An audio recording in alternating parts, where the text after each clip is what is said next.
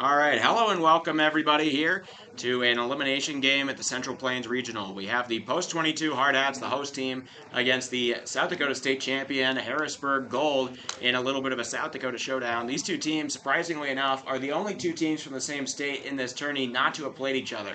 And that is because the Post 22 Hardhats never played Harrisburg. Harrisburg played the absolute minimum amount in their regular season to qualify for state. They played 14, all 14 home, and the Hardhats never visited them, so they never ended up playing. And then in the state tournament, the Hardhats got knocked out pretty early. They didn't end up getting far enough to face the Gold at any point. And so now we're going to see that for the first time, these two teams face off. Whoops. Sorry, it's not 7-5. There we go. And it's not the 7th. I forgot to reset all that. So we are getting ready here. I have lineups for today's game. So on the scoreboard, Hardhats are going to be the away team. Of course, they do reside here in Fitzgerald Stadium, so they're home, but they get to play the top of the innings. So we will go through them first. So leading off for the Post 22 Hardhats, we have second baseman Aiden Roberts, followed by designated hitter Wyatt Reeder at the 2. Right fielder Harry Good, who's been hitting great all tourney. He's going to be at the 3. Cleanup first baseman Alex Dietrich. Then center fielder Ridge Inhofer moves from the 6th slot up to the 5. Shortstop Wilson Kiefer from the 9 up to the 6. And then left fielder Zeke Farley gets another start here. He's going to be at the 7 hole. Philip Bentz moved down in the lineup after a 1-for-6 start here in the tourney. He is going to be at the 8 and still catching. And for the first time all year, third base is going to be occupied by Dominic McKnight. Hayden Hollick not going to be in this starting lineup. Coach Torvey wanted to get that contact bat in there. The Hardhats are batting .208 as a team in this tourney. That being said, they are doing pretty well. So here's how they rank among everybody in this tournament as a team. The batting average 204. That puts them a little bit below average out of the teams here. They are 5th out of 8 in batting average, but they are 2nd in runs scored. They had 10 runs over their 2 games, which puts them in 2nd there. The ERA 3.23, a little below average as well, 5th out of 8, and then they are tied for first in errors with just 1, being on Lee Negebauer. So I'll recap that lineup there for the Hardhats. So leading off, second baseman, or I'll give you the first 3. First 3, second baseman Aiden Roberts, designated hitter Wyatt Reeder, and right fielder Harry Good. The middle 3, first baseman Alex Dietrich, center fielder Ridge Inhofer, and shortstop Wilson Kiefer. The bottom 3, left fielder Zeke Farley, catcher Philip Bentz, and third baseman Dom McKnight, with Declan Mickley, the young left-hander, on the mound. Now for the Harrisburg Gold, the South Dakota State champions, they squeaked out a pitcher's duel thanks to a solo shot and have only scored 1 run in this tourney, but they did win South Dakota. They are 26-14 and are going to try to advance here. And this would be an absolute South Dakota crown if they're able to beat the Hardhats in the regional. In theory, they're already the champions, so they should be able to do this. So the first 3 I'll give you the starting lineup here for the Gold now. So leading off for them, shortstop Palmer Boyd will be at the 1. Catcher Max Carlson, despite being 0-for-6, is the 2. Third baseman Maddox Shearer is going to be at the 3. Second baseman Noah Boucher is 4. Designated hitter Jack Riley, that's who hit that solo homer to score the only run of the tournament so far for this Harrisburg Gold team. He's going to be at the 5. Center fielder Tate Larson is 6. First baseman Carter Hoffman is batting 7th. Left fielder Brandon Simonik is going to be at the 8. And right fielder Cone Cook is 9th. And on the mound, Eli Kokenge, the sophomore. He's going to be pitching here for Harrisburg Gold in this elimination game. So I'll recap the first 3 for Harrisburg Gold. Shortstop Palmer Boyd, catcher Max Carlson, and and third baseman Maddox Shearer. The middle 3, second baseman Noah Boucher, designated hitter Jack Riley, and center fielder Tate Larson. And the bottom 3, first baseman Carter Hoffman, left fielder Brandon Simonik, and right fielder Cone Cook, with Eli Kokenge on the mound. Here's how Harrisburg ranks in some of those categories we talked about earlier. The Harrisburg Gold batting 137 as a team. That is worst in this tourney. But the offense, although not producing, the defense has. But that's a different side. We'll get to that later. So the batting average 137, worst in the tourney. Then they also only have one run, which ranks them last as well in offensive production of runs. But they do have the second best ERA in the tournament at 1.50, and they have only one error allowed, or only one error committed, making it tying them for first as well with the Hardhats for the least errors. So that side of the ball where they're pitching, they're doing fantastic. The hitting side, not quite coming together. We'll see if they can put it together against Declan Mickley. A pair of young pitchers on the mound here today. Declan Mickley, just a freshman.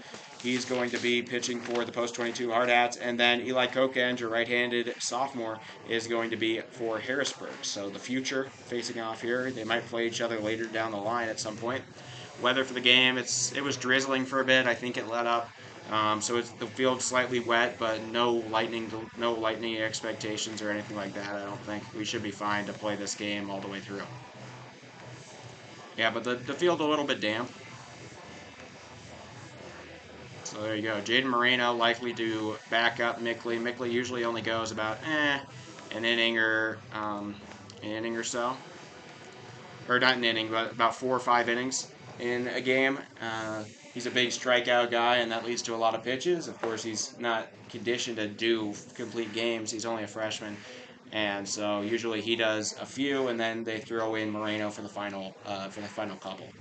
So that'll be the plan today. Moreno has not pitched in over a week. He should be nice and fresh.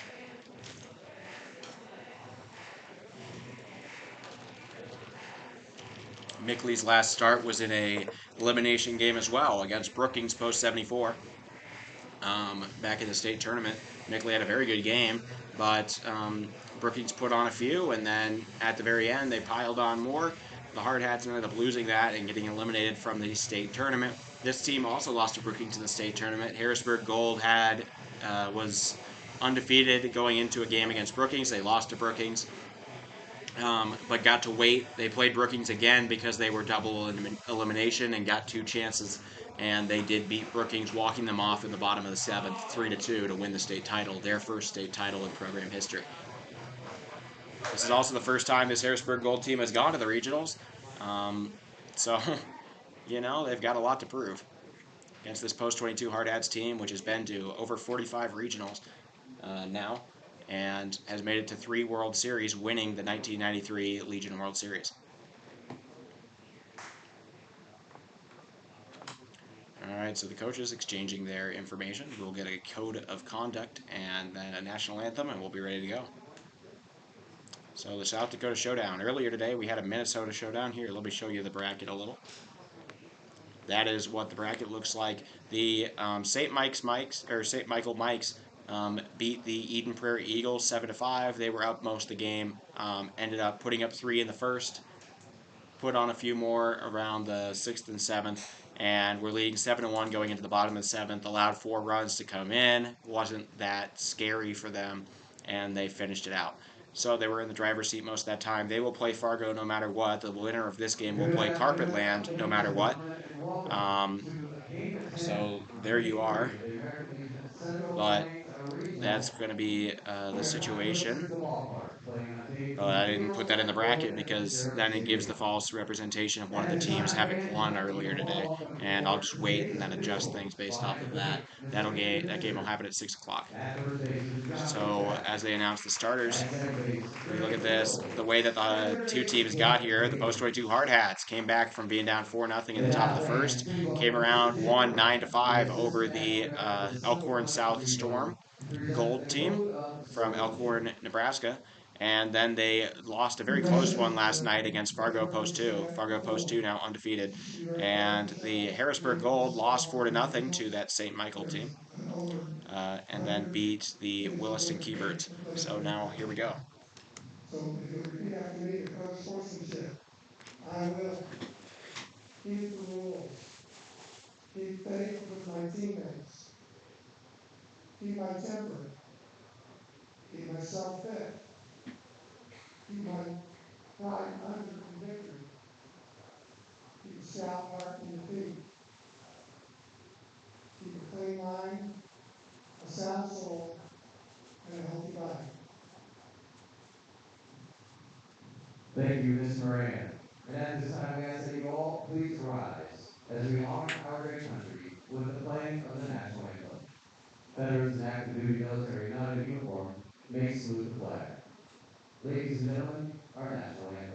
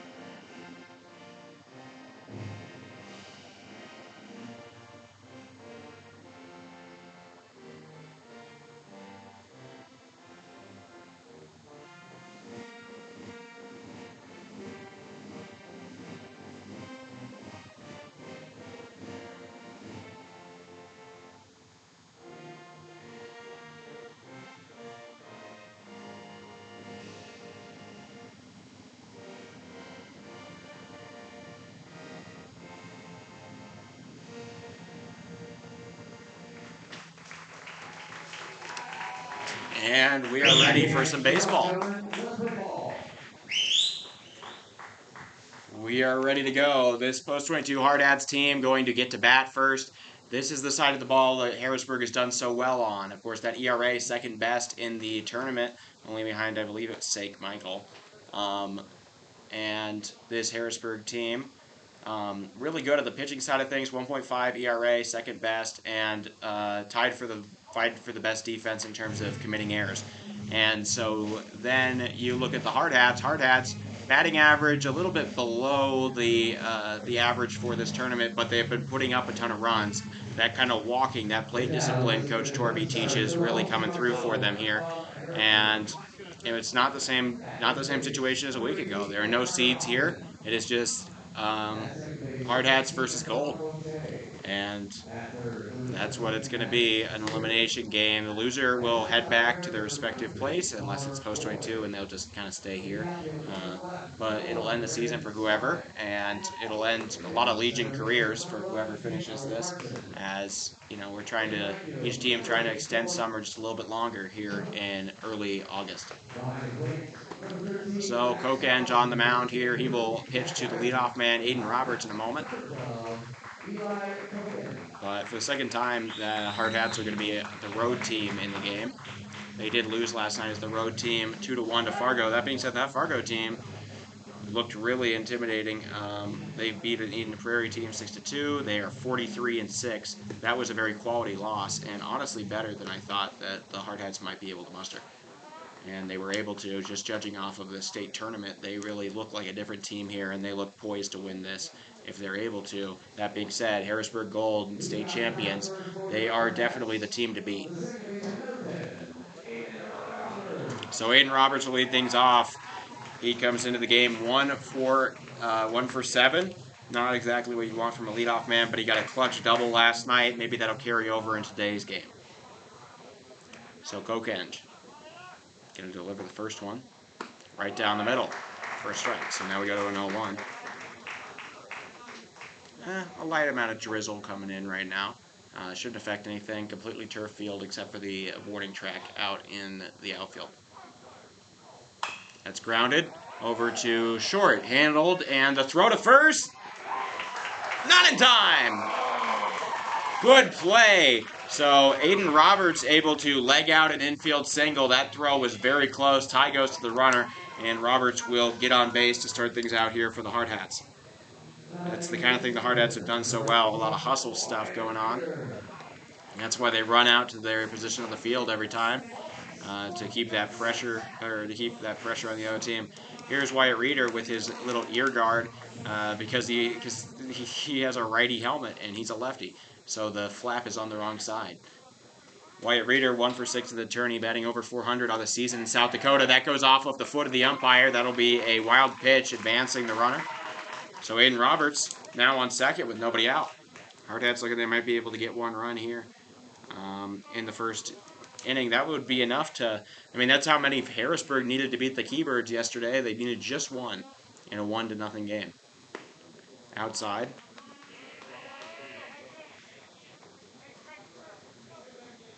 So here we go. 2-0 now. Here to Reeder. On deck, Harry Good. Harry Good batting about 570. Having a great tourney. And a shoe-in for the Legion All-State team. That's a strike. Bottom right part of the corner, or bottom right corner there. Kokenge able to locate. He's pitching to a fellow youngster, Wyatt Reeder, the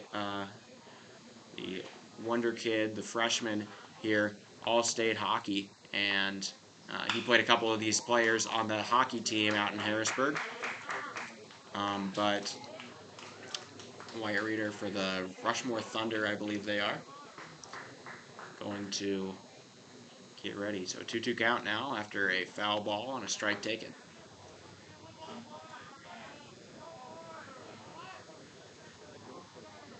Hardhats trying to get out to an early lead here on this stingy Harrisburg pitching staff. That is fouled away as well. So remains 2-2. Wyatt Reeder fights off a ball. Reeder does have 2 RBIs in this tournament. Oh, no, I'm wrong. That's 2 walks. 3 runs, no RBIs. So I'm way off. 2-2 count. Hits him on the shoulder. He will take it and now headed over to first. Wyatt Reeder will fill in that base. And 2 men on with nobody out now here for Kokenge. So not the best start for him. He's going to still try to make sure that they don't, that the Gold don't fall behind quickly here. As like I said, their offense only produced 1 run in the entirety of this tournament so far. And so can't afford to get behind by 2 or more, because then you have to double your output, you know. All right, so Harry Good is up and ready. He is batting over 500 in this tournament, about 378 on the season, over 50 runs, over 50 RBIs, 23 steals, a team high 6 home runs. Harry Good, the complete package. He is among the best hitters in the state. That's a strike right down the middle to go to a 1-1. And Good is playing like it here at the Central Plains Regional. A senior, he does have a summer birthday, so he will be eligible to do a super senior season next year. Whether or not he plays it, you'd think he would play it. But 1-1. Swing and a miss, strike 2. Kokenge able to hang a breaking ball, and Harry swings through it, so we go to a 1-2.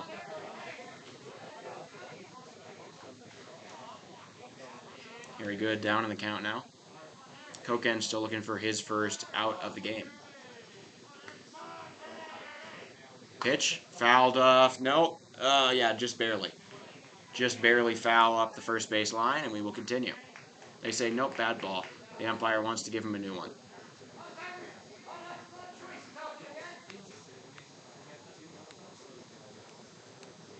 One-two count.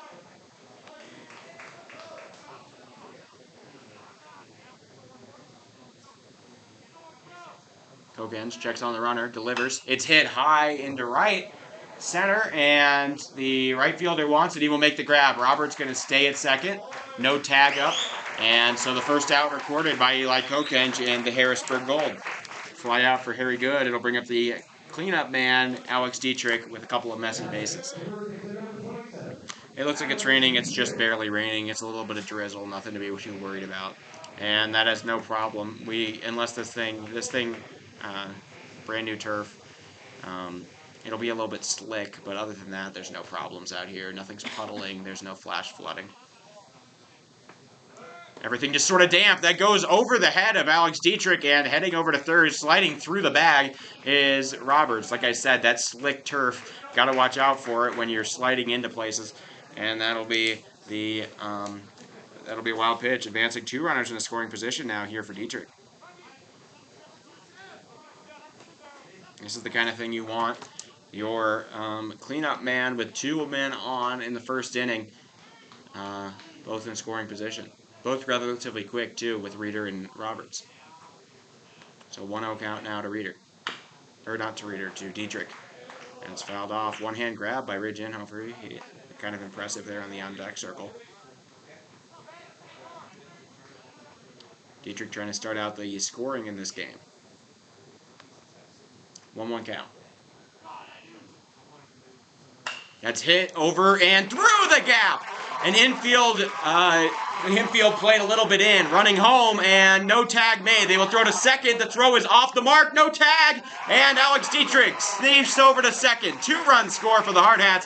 The infield was playing in, trying to get the man out at home if there's a soft grounder, and it cost him as Alex Dietrich exploited that hole in between third and short to get it into the outfield. A double or a single turned into a double by a fielder's choice will be the first 2 runs of the Hardhats game right here. So a 2-run single from Alex Dietrich starts out the Hardhats. This is already half as many runs as this team averages. Going to third, Dietrich running. The throw is in time. They get him. So Alex Dietrich punished for trying to take an extra base. Yeah, okay, I have heard news from the Minnesota outfielder situation. Apparently, the center fielder Huber, the one that took longer to get up, he's just fine. They think he might even play tomorrow. The right fielder, who was the one who got up and made the play after the collision, they are still evaluating him, to my knowledge, or they were circa about 1:20 p.m. But Huber seems to be just fine. That is Lakitz. They're still checking on him. Huber was the one that I was so worried about. Apparently he's okay. He took a long time to get up and was carried off with both of his legs dangling.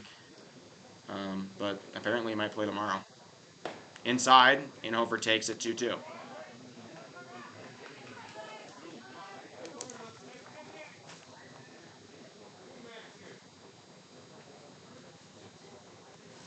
So Inhofer facing a familiar situation with the bases empty.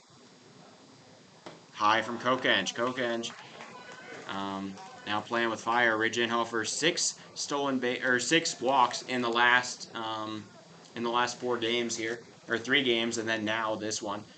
He's been walking pretty well. That is just a little eye, and good eye there from Ridge Inhofer will be rewarded with a trip to first.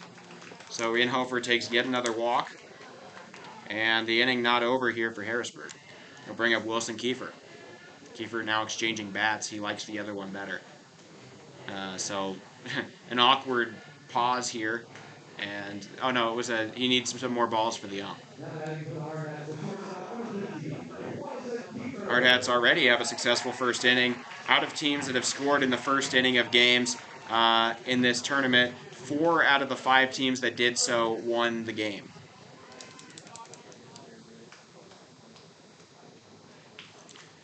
So there we go. Ridge Inhofer does have some steals to his name. He has 1 in this tournament, something around 14 on the season. He's 0 to 60, not necessarily the fastest, but he's really good once he gets to that top speed. That's what makes him so good in center field. A strike right down the middle delivered from Kokenge.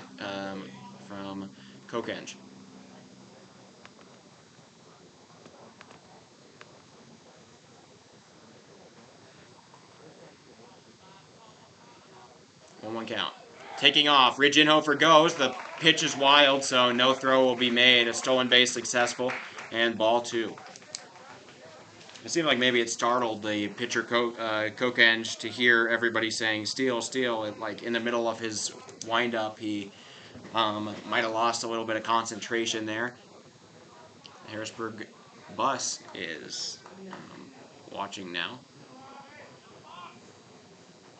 Parking over by the previous spot where the waste management. That's a balk. Kokenge balks, and that'll bring Ridge Inhofer to third base. With a lot of wild pitches and a wet ball, you have to wonder if another run can score here for the Hardhats with 2 outs. 2-1 count. to Wilson Kiefer, the shortstop. Kiefer drives that one into right. It will be, in and out of the glove of the second baseman. So the Hardhats put on one more. A single will be recorded. Noah Boucher jumped up, tried to make a grab, pull it out the sky. It went in the top of his glove and went out the same way it came and dropped into right field. That'll go down as just a hit, not an error or anything. That would have had to have been an extraordinary play in order for him to make it. So an RBI single from Wilson Kiefer will make this lead even larger. Harrisburg's really going to have to turn a leaf on their offense. That's a throw over to second. It gets away. And so a stolen base successful from the stolen base from the shortstop, Wilson Kiefer. Bringing up Zeke Farley. Zeke Farley, stolen base connoisseur in his own right. He is 1 for 3. I think he needed a little bit more tape for his bat, I think, or for his hand or something like that. Got a little help from the man on deck, Philip Bentz. 0-1 count. Kiefer, a danger to take off for third. It doesn't seem like any of these throws are hitting anything. I mean, they did get Dietrich, but the other two throws a little bit wild, not to the base, and stolen bases not been too difficult to come by. So an 0-2 to Farley. Outside, he'll take a ball. So make it 1-2 now. Thank you all for tuning in to Hardhats TV. I'm Oliver Fell, bringing you an elimination game here in the Central Plains Regional. Winner will play the Carpetland Spartans, the champion of Nebraska. Outside, make it 2-2. Loser will go home. So you do not want, that'll be the end of your year. If you lose here, you're playing for the right to continue. Did see some football spirit starting up. The boys were, the Hardhats were playing some football on the turf out there when in between, like while they were waiting for their 3 o'clock game. There was a big gap between the 1 o'clock finish of the St. Michael versus Eden Prairie game earlier today. There was a big gap between that and the 3:30 start of this game. So there were some one-on-ones taken. Jaden Moreno had a great one. That's off the shoulder. That can't have felt good. And he will be just fine. So Zeke Farley will take his base. And Wilson Kiefer has to come back. He was stealing, but it doesn't matter. He has to come back. A hit by pitch. Not a chance to throw. So that's it. So a hit by pitch. Second one issued by this pitcher, Kokenge. He's having a rough first inning, and he's still not out of it. Bringing up Philip Bentz. Bentz 1 for 6. He was batting 4 for 5 in the tournament, though. Had a lot of singles. None of them getting out of the outfield. Just a sneaky athletic catcher that can really run out to first base, do a little chop and run kind of situation. Fouls off the first pitch. Bentz gets a little bit swing happy early in counts, and then seems to, and then at the end of the count, he's really good at taking the balls that he'll get. So you see him often fall behind at the count and then turn it from a 1-2 into a 4-2 like that. So an 0-1 taking off. Nope, foul ball. He's going to have to come back. Both of the runners thought they were going to take off. Double steal situation with Farley. Yeah, well, I doubt it. Both of these teams had to play, and that game took like no time between the Williston game. Williston game was really quick because it only had a couple of hits. That'll be back to Kokenge, underhand. That'll end the inning. So the Hardhats put up an impressive 3 runs at the top of the first to take a very early lead here, and we'll see if this Harrisburg Gold team can shift the narrative on their offense and make a little bit of a comeback here in the bottom of the first.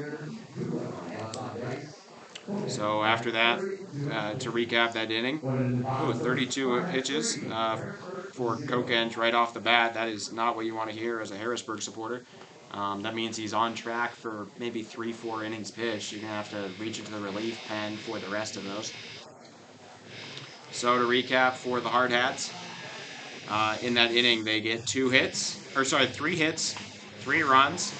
All 3 of them earned to the pitcher Kokenge.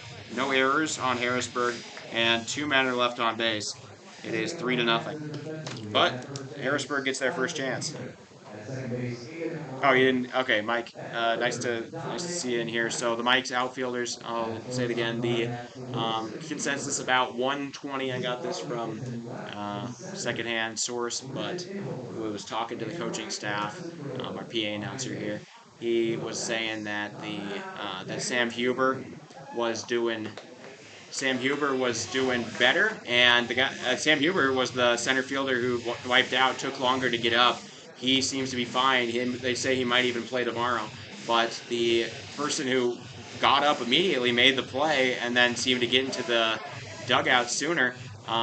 Curtis Lakitz, he was being evaluated at about 120 today. When I had that conversation, he was still being evaluated. So Huber seems to be all right.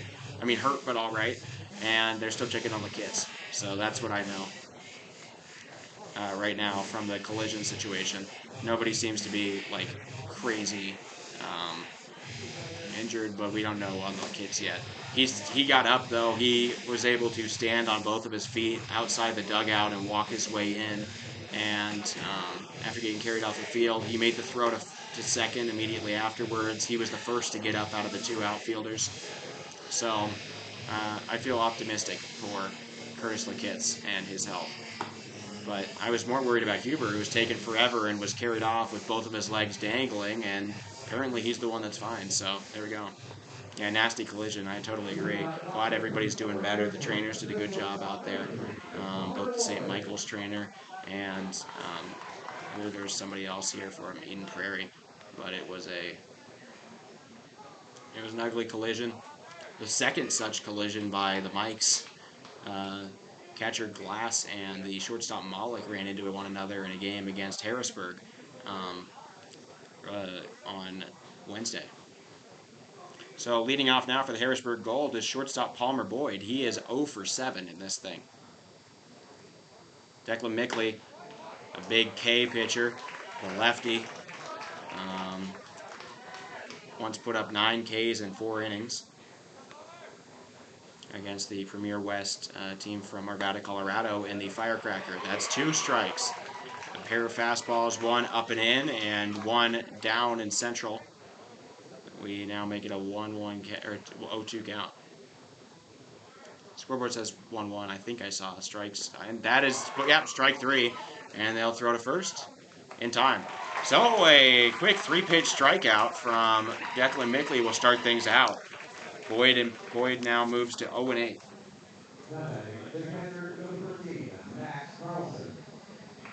So Max Carlson now up. Carlson not doing too much better than Palmer Boyd.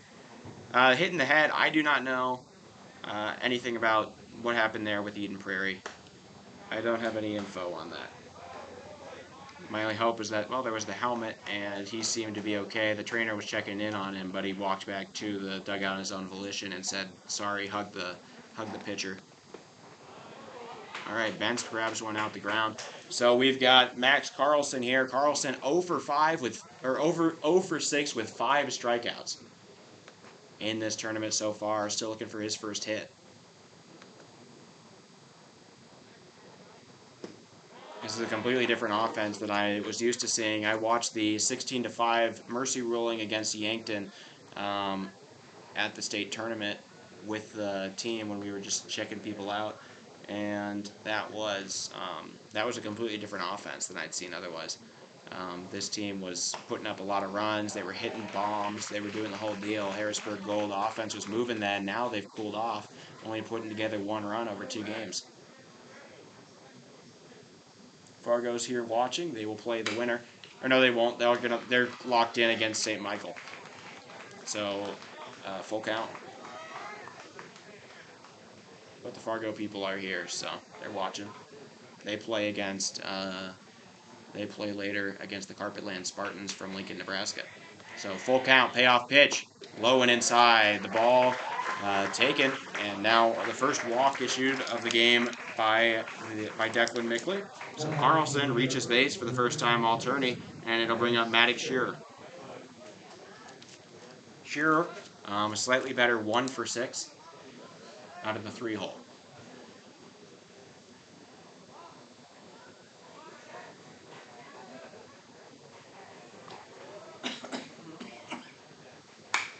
That's skied into center. Inhofer tracking, and he will make the grab. So 2 outs now. Shearer flies out to center, and it'll bring up the cleanup man, Noah Boucher, to try to do something, keep this inning alive. Mickley operating well at the moment. Boucher is 0 for 4. Does have 2 walks, though, in the tourney. Taking off is the runner. He will be safe. So no throw made on a ball in the dirt. Stolen base successful by Max Carlson.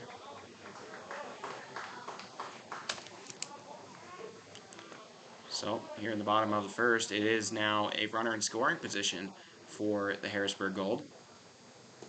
That's in the dirt, and walking is Phillip Bentz. Bentz, a tremendous defensive catcher. They keep on switching out balls because they're all wet and grimy, I guess. Pellets stuck to them and whatnot. So a 2-0. Boucher. Waiting. And Mickley looking a little bit wild right now. 3-0 count.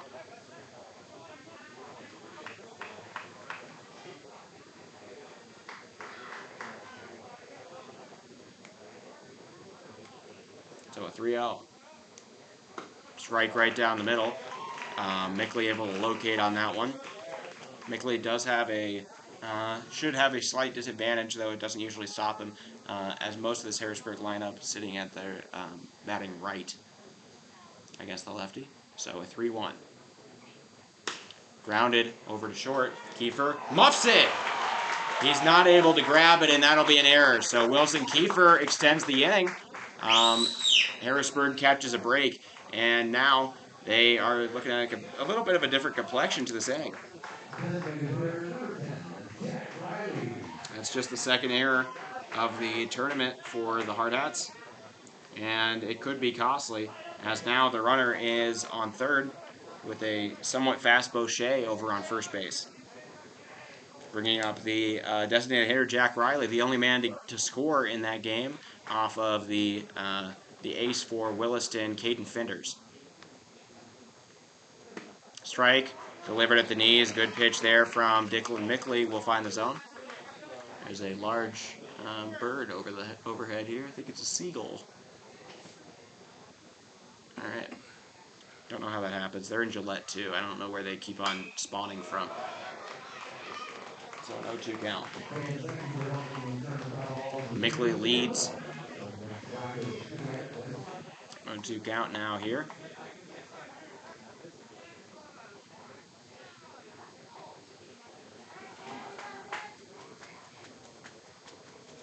Mickley doesn't like the call. He's going to give one a little bit outside. Now we go to a 1-2. So Mickley just trying to get out of trouble here. Defense failed to get him out last time. We do have a non-native third baseman playing. Dominic McKnight. I've seen him play short mostly this year, and then he plays second sometimes, but I haven't ever seen him play third. Swing and a miss at one in the dirt. Now just throw to first, and that'll be it. So nobody scores despite a little bit of suspense, and Harrisburg still blank to the and after the end of the first inning, the post 22 Hardhats with a solid lead, 3-0. Mickley gets his second K.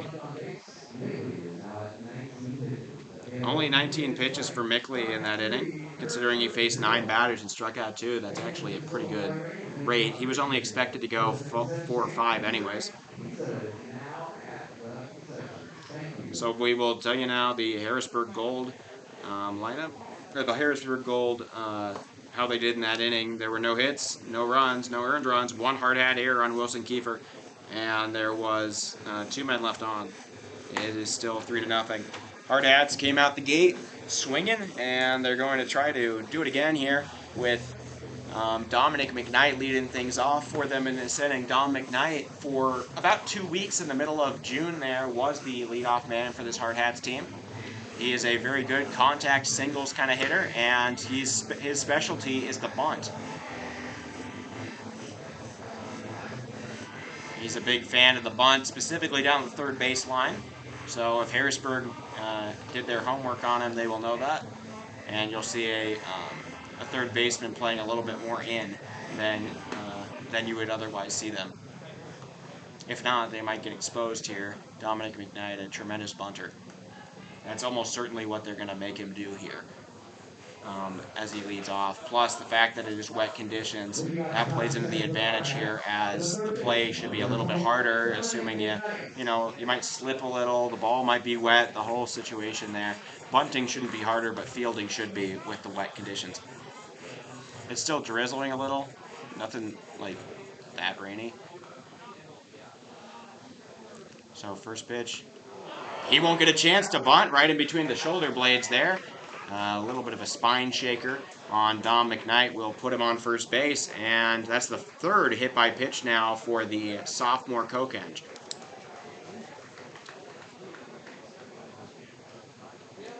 Dom McKnight leads this Hardhats team with 31 stolen bases on the season.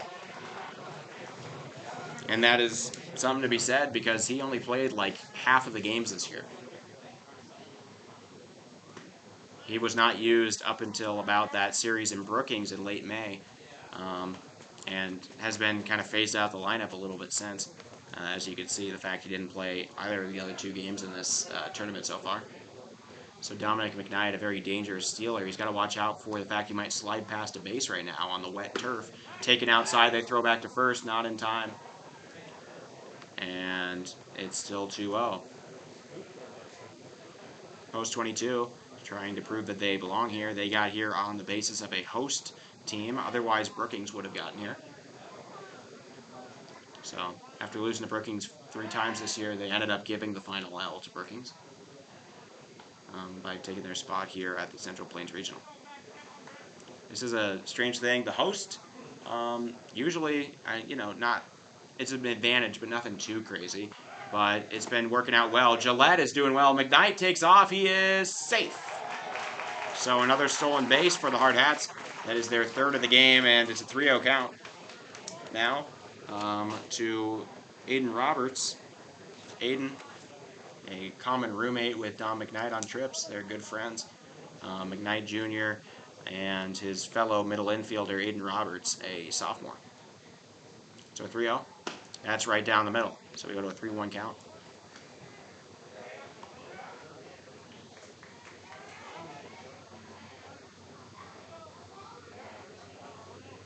Three-one count now to Roberts. Kokenge trying to settle himself. And bunt put down. A good one. Goes to Kokenge. The throw to first. Oh, gosh! Hoffman and Roberts collide.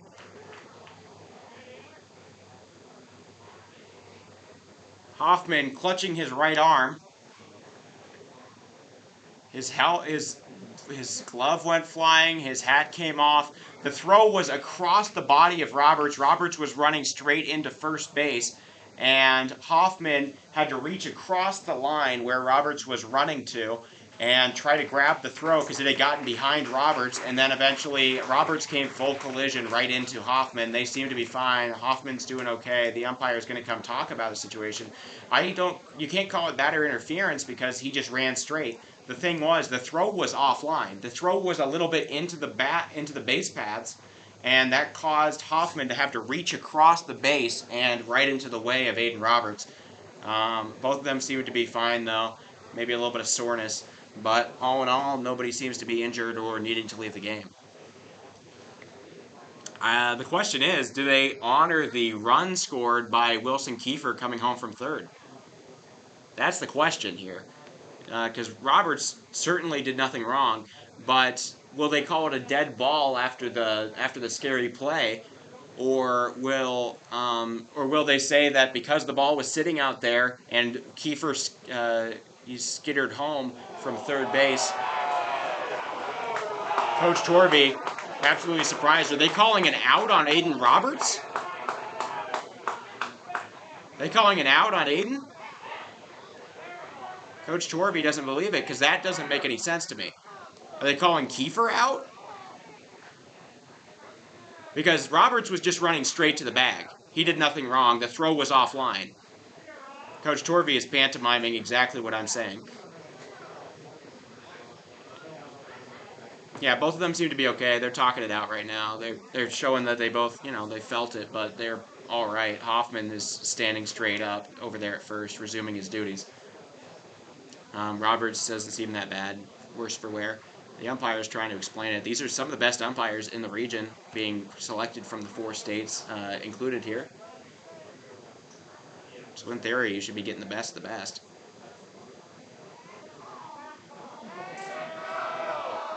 Getting some boos here from the Hardhats fans. Is Aiden Roberts out or is... Yep, he's out. Did the run count though? I believe the run counts. So they call it out. Oh no, no, Kiefer is back on third. No, back on second. What is happening here?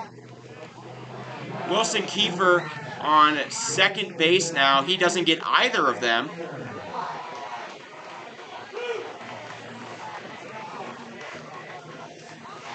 Yeah, that's a good point. Coach Torby, a major league first baseman, he should know exactly how that call should be made. So McKnight moves back over, and it wasn't Kiefer, it was McKnight over on second. So McKnight there. I'm completely confused, but the umpires made that decision, and they said that Kiefer is back. They said that he shouldn't advance anything, even if that wasn't out at first, Kiefer would have gotten, McKnight would have gotten over to third anyways. Even if the ground out was successful. They're going to call a little bit of malice, I guess. That's going to be popped into shallow left and caught by the left fielder. So we're up to 2 outs now. The complexion of the inning completely changing. So that'll be the end of, or that'll be out number 2. Bringing up Harry Good. Good, batting .500 on this tournament, looking for his first hit of the game.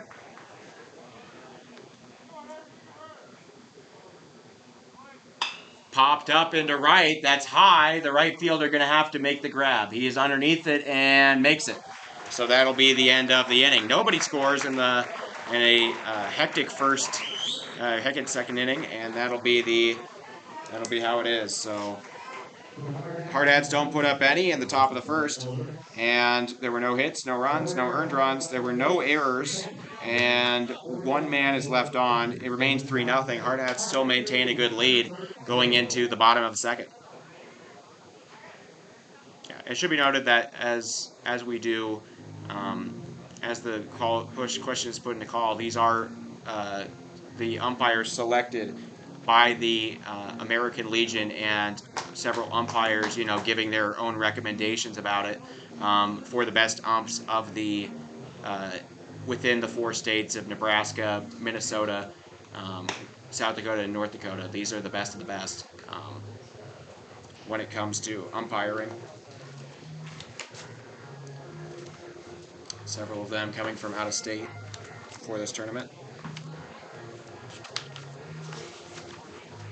I believe I have a sheet in here saying where each of them are from.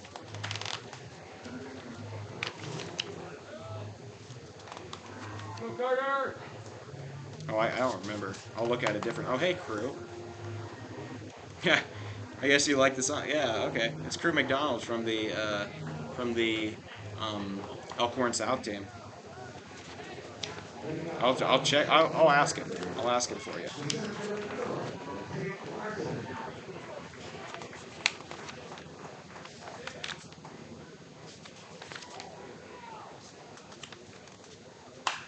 That's going to be popped into right and out of play.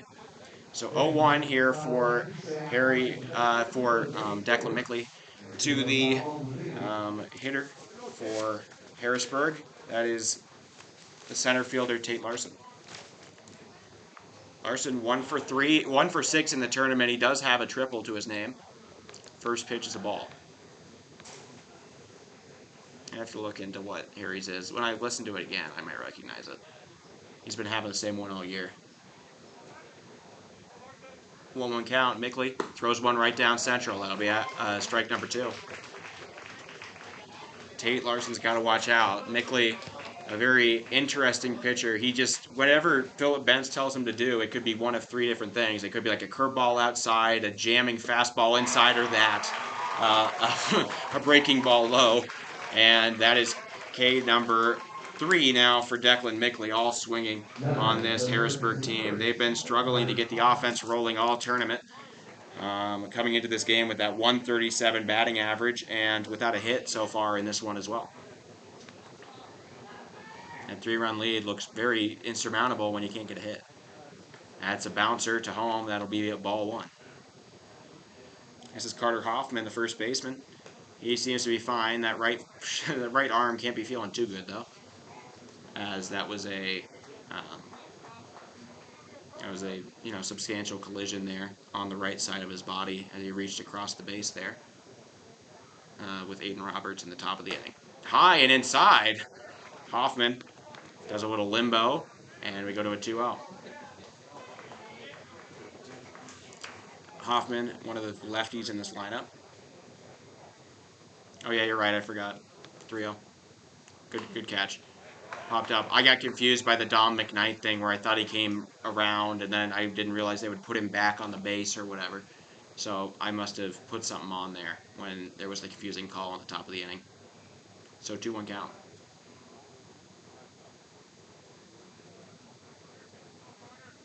Mickley. A little bit low, and Hoffman will sit on that one.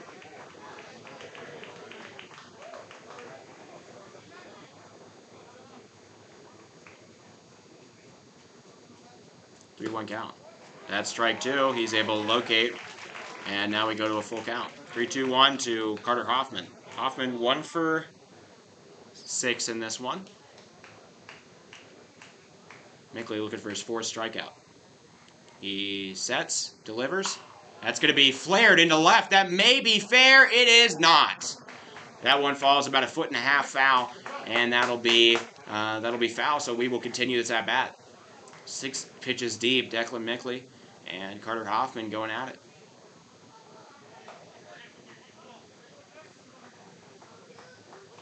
Sign given from the pitching coach Ryan Clapperidge to Philip Bentz. He relays it over to the pitcher Declan Mickley. Mickley sets himself up, and the payoff pitch high. And that'll be a clear walk.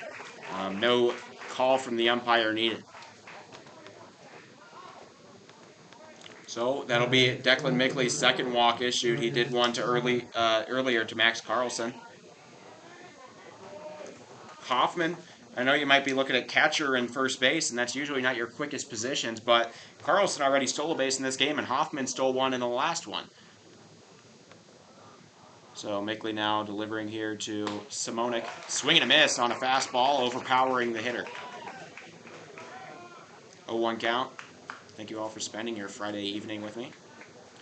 Post 22 baseball in this elimination game, in-state matchup.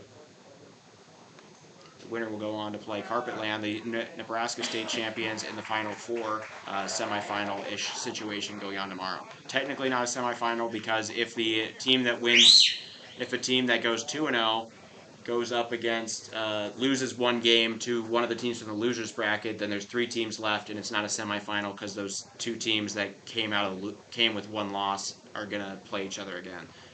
That's another strike. So we go to a 1-2. I'll just show you the bracket in a minute, in between innings.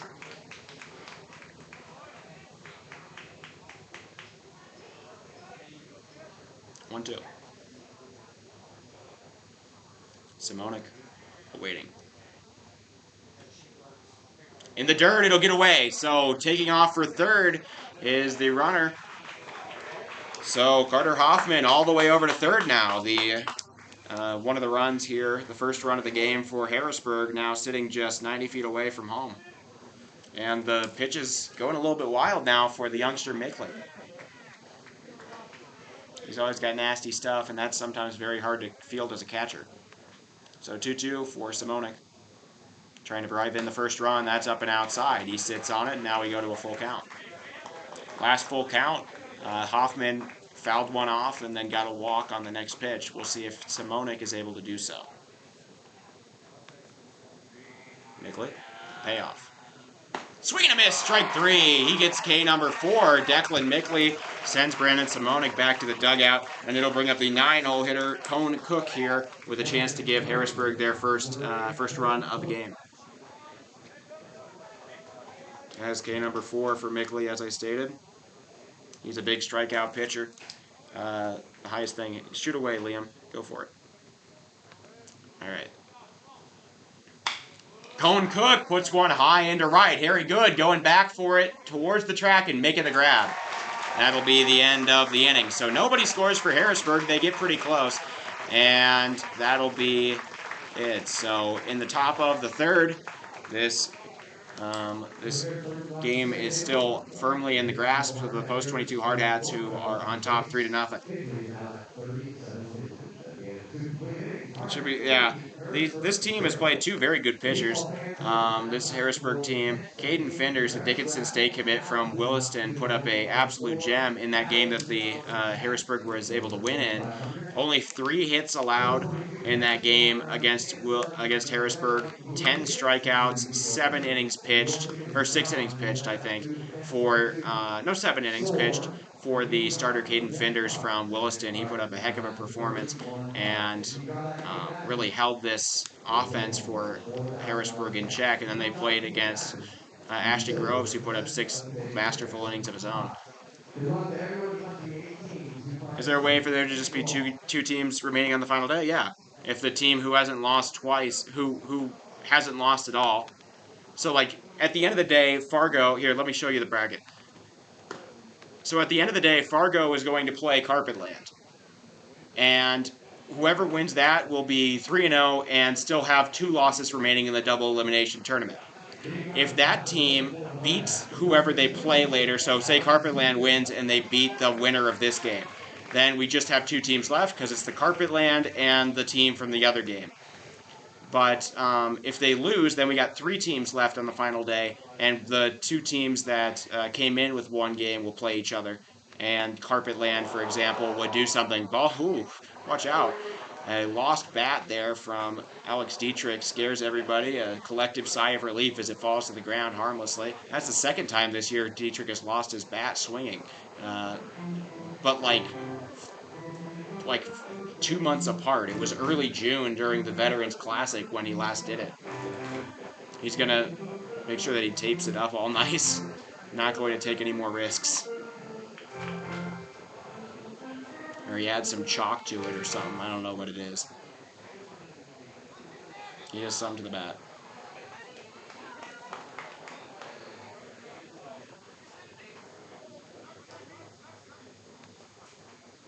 Oh, 1. Called strike. So now down in the count is Alex Dietrich. He wipes out his hands. He's feeling a little bit wet.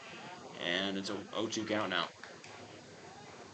Kokenge trying to recover. Hasn't had the best start so far for the Gold. Fouled off. And we remain 0-2. Okay, thank you. So that means that, yeah, so McKnight had to return back to second once the call was made by the umpires earlier. It's an inning later, though, 0-2. Dietrich smacks one into left. It will be knocked down by the shortstop. High throw is going to get away. Dietrich doesn't know it. It bounces off of the dugout, and he will be safe. So a single from Alex Dietrich, his second hit of the day, and that'll be, or second single of the day even, and that'll start out the inning for the Hardhats. Dietrich having a good game here. He's now up to 500 on the tournament. He's 3 for 6. So a leadoff single brings up Ridge Inhofer. Inhofer, 7 walks in the last 4 games for the Hardhats. All of those tournament games shown. Called, nope, pulled it back in time, so that'll be a walk. Or not a ball, not a walk, just a ball. Just a ball, there we go. So 1-0 now for Kokenge here to Ridge Inhofer. Inhofer, a super senior. This may be the last game of his career if the Hardhats are unable to win it. That's high. He's at Mesa Community College down in Arizona. So there we go.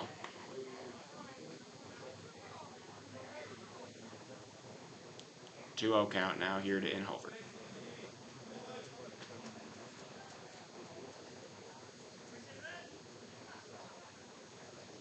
Swing and a miss. That'll be strike 2. Or strike 1. I'm losing it. All right, 2-1. Kokenge. Trying to get the first out of the inning. That's low in the dirt, taking off is Dietrich, and he will reach second safely. So a wild pitch will advance the runner, and we are at a 3-1 count now. It might just be a little bit of premature movement as Ridge Inhofer on the verge of his 8th walk in the last 4 games.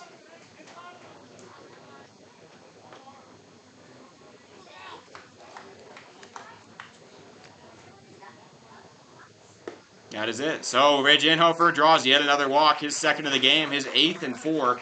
And Kokenge pitches himself into a little bit of a tough situation to start out the inning. The man on the mound here for Harrisburg is Eli Kokenge, the sophomore righty. All right.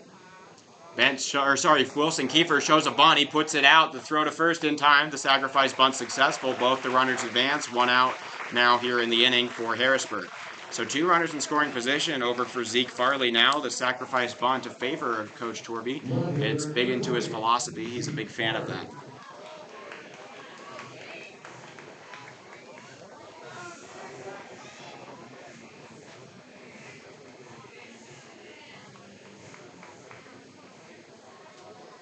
So Inhofer moves over to second, and over to third is going to be Dietrich. Called strike on the very edge of the plate, so now we go to an 0-1 count. Last time up, Zeke Farley was hit by a pitch, reached first base. He is 1 for 3, batting a little over 300 now in the tournament. Kokenge trying to stop the runs from coming across. That is a high bunt. The squeeze play being called for by Torby. But now he's down 0-2. The bunt likely not going to come in this situation, as a bunt foul, of course, ends the game. Or not ends the game, ends the at-bat, gets an out.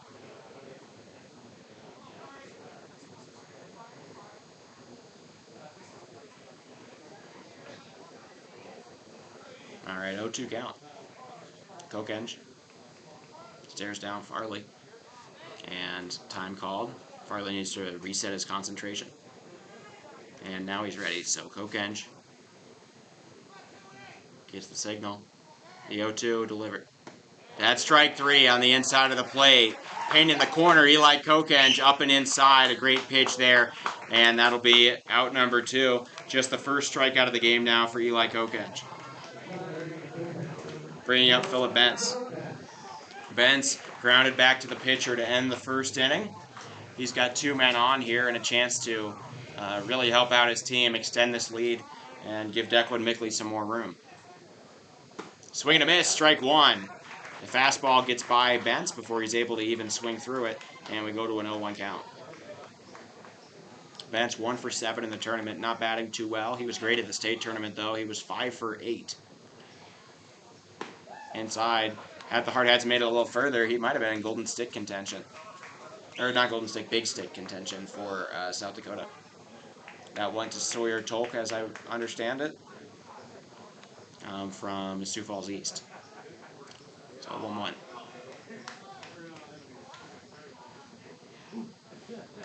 Foul tip from Bentz, and that'll be strike 2.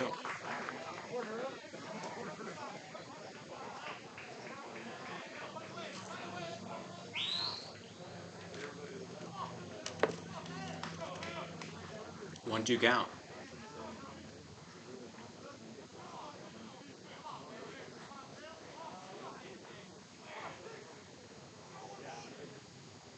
A little bit high. Bentz flinches and doesn't swing. 2-2. That's his thing. He always does a little bit of a flinch and then stops. And usually when he does that, it's in the zone, I'll be honest. But in this case, it went out. It was a successful flinch. So 2-2. Kokenge delivers. Fouled off. Bentz will make him work a little bit more. A serious chance here for the Hardhats to extend their lead in the top of the third. You can't ever have too many runs against a team like the Harrisburg Gold.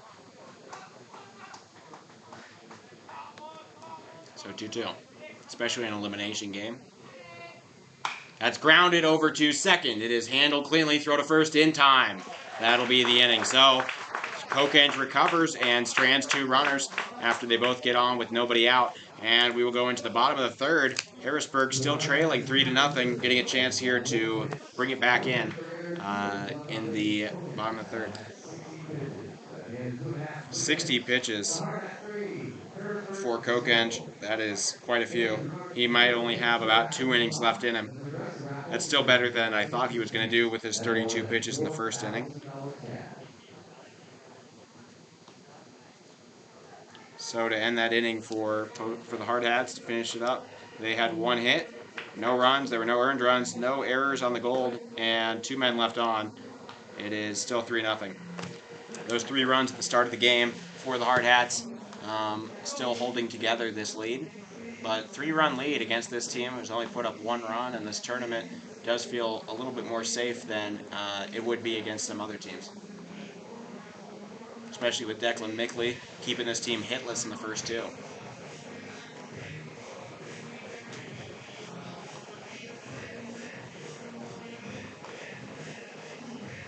Tomorrow we'll have 2 games here for you on Hardhats TV. I'll get you those times in a moment. We have one of them guaranteed. It is Fargo Post 2 against the Fargo Post 2, the North Dakota champions, 44-6. Hardhats lost to them last night against the St. Michael Mikes, who shut out this Harrisburg Gold team in Game 1 of their tournament here. So the St. Michael Mikes, the Minnesota champion, will play against the North Dakota champion, Fargo Post 2, no matter what. And Carpetland, the Nebraska champion, will play against this. So there's a chance for all 4 champions to be the final 4 left if the Gold are able to pull this out. Otherwise, the Hardhats will be the odd one out, but every state guaranteed to be represented in the final 4 teams. That's something special. Popped up, and in right field, good calling for it. He is going to make the grab. So 1 pitch, 1 out here for, oh my gosh, Chief is back with the bush. And that'll be out number 1 of the inning. Max Carlson is back up. He's 0 for 6, but he did get a walk earlier today. His first time reaching base of the tournament, got all the way over to third, but was stranded in the first. That's going to be lined in the center of the first hit of the game. That's going to get past Bridge Inhofer. That's going all the way to the wall. Carlson rounding for second. He's going to keep on going all the way to third. Cutoff man gets it. The throw is going to be offline and a triple. Max Carlson, a stand-up triple for the Gold, and they're on the verge of maybe getting their first run of the game. Not only was that their first hit, possibly could be their first run. A absolutely scorched ball that just kept going. Inhofer came in on it thinking that he could get to it in time, laterally wise, but no, it outran him and got all the way to the wall. So a triple from Max Carlson. He's having a good game now. Second time reaching third base in this game. He was, ooh, that's a hard grounder over at the dugout, and that'll be strike 1.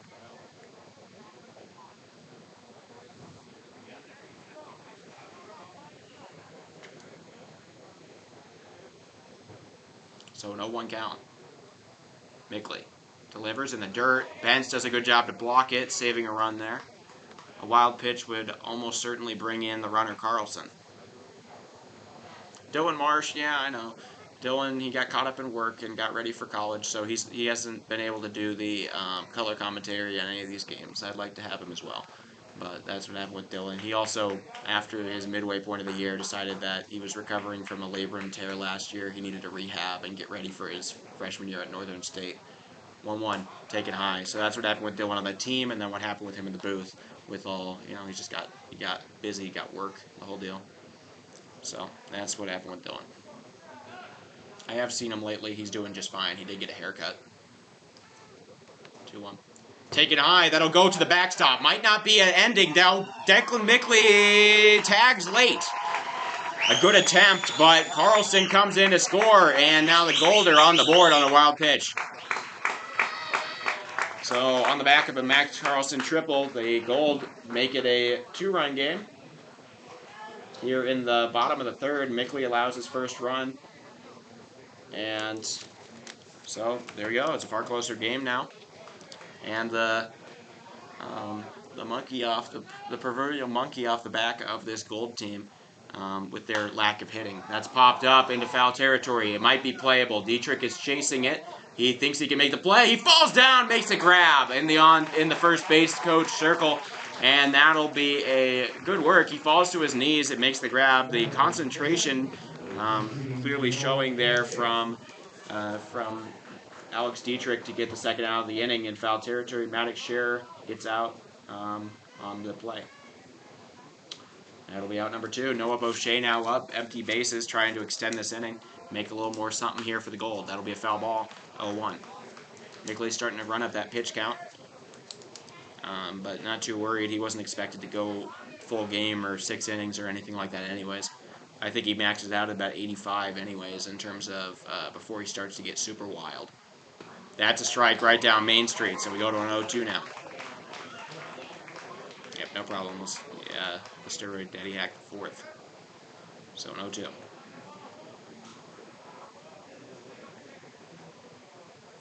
Pitch. Called strike 3. Mickley paints the corner. Bentz hands it off to the umpire, and that was a great pitch. They got the edge of the plate.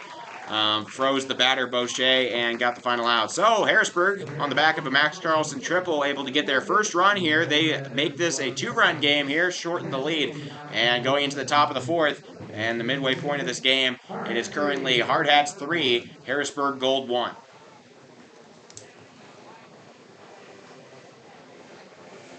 That is the 5th strikeout now for the runner. The rain has definitely picked up here at Fitzgerald Stadium. I would argue a moderate shower now. Nothing. I don't think there's any flash flood or anything, but you will see all of the jerseys sticking to the backs of these players now as it starts to get seriously wet. No pooling or puddling. We've got some pretty good drainage systems here on the field, and of course the turf just kind of absorbs some of it. Lets it drain a little bit through the plastic, as far as I understand. And the only thing we have to worry about in terms of field surface is the warning track if it gets like super duper muddy, but with no pooling right now, it should be fine. Plus, it's like 30% of the field out there, you know? You can usually chance it. Plus, I kind of like weather condition games.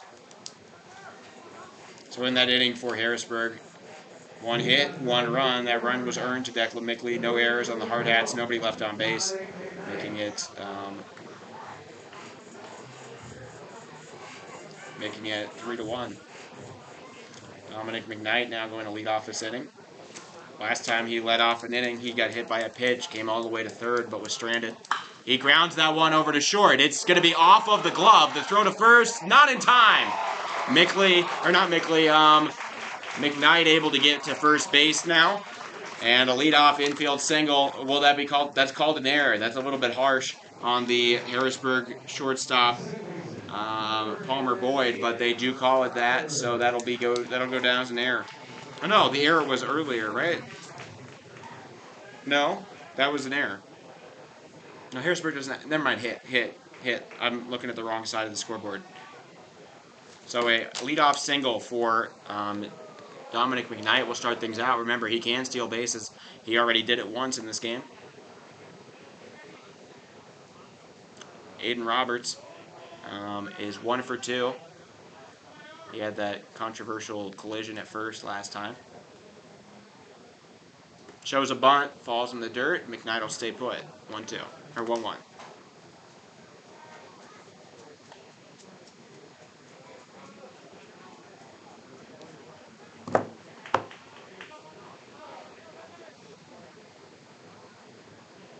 All right, 1-1.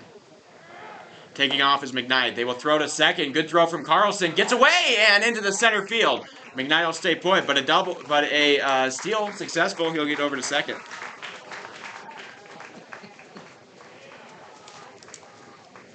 So that throw from Carlson, not a bad throw, but it was not caught before it bounced. It bounced over the glove of the shortstop there for the Golds, Palmer Boyd, into center field. So we go to a 2-1 now. Steal for third on the table. A very high put-down bunt on one at the eye level by Aiden Roberts. He still somehow makes contact, but it is a foul ball, so we move to a 2-2 count.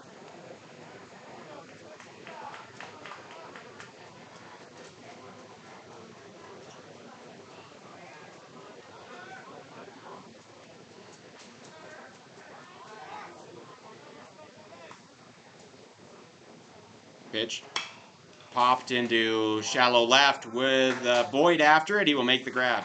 So the first out of the inning, recorded on a fly out to Palmer Boyd in the shallow outfield. Bringing up Wyatt Reeder.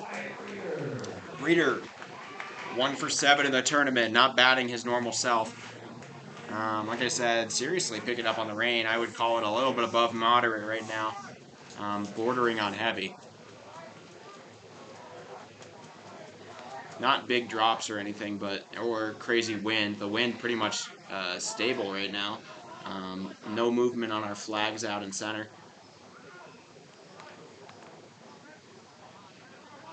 So it's just raining like vertically straight down. And we've got the turf, so we're going to keep on playing. 1-0 count. High outside, make it 2-0.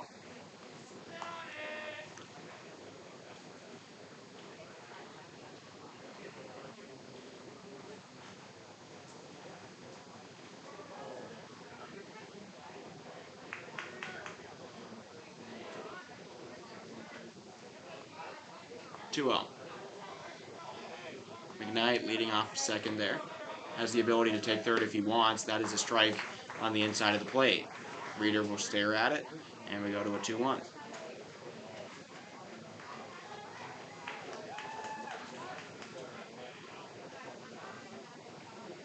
Yeah, Fargo observing pretty tightly.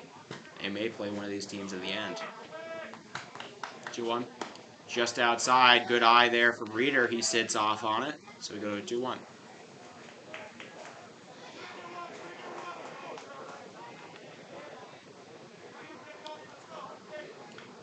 Kokenge. Now pitching. Called strike inside of the plate. He's able to locate. So we go to a full count now. Big pitch upcoming with a man on second. Reeder a chance to erase the progress that Harrisburg was able to produce in the bottom of the inning. So they're doing the claps. This has been working for walks. I want to say like 4 out of the 6 times this has happened on a full count, the person has been walked. That's going to be a flare over to third. They will not throw back to second. That'll be out number 2. Quick reactions on a somewhat quick ball from Maddox Shearer will be out number 2. Who is pitching for the Gold? The Gold being pitched for by Eli Kokenge.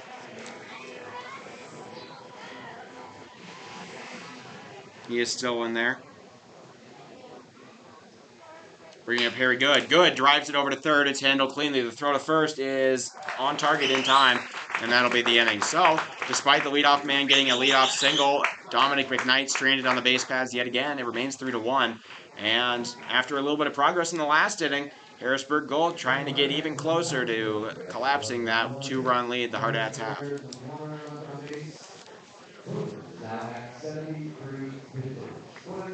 Only 73 pitches for Kokenge. Remember, the max is 105. So he's still got a few more innings in him. No, I mean, that's the match you're allowed to. After a certain point, some pitchers just start throwing wild. And for the Hardhats in that inning, 1 hit, no runs, no earned runs. There were no Harrisburg errors, and 1 man is left on base. They have not scored any since the first inning. Kokenge really collected himself.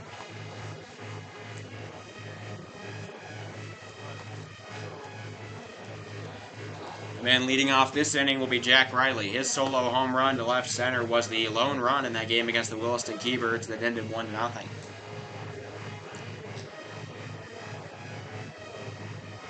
Riley, other than that, well, over the course of the entire tournament, he is 1 for 7. But that 1 is a rather large 1. Going into the game, he was the only man with a run in this game.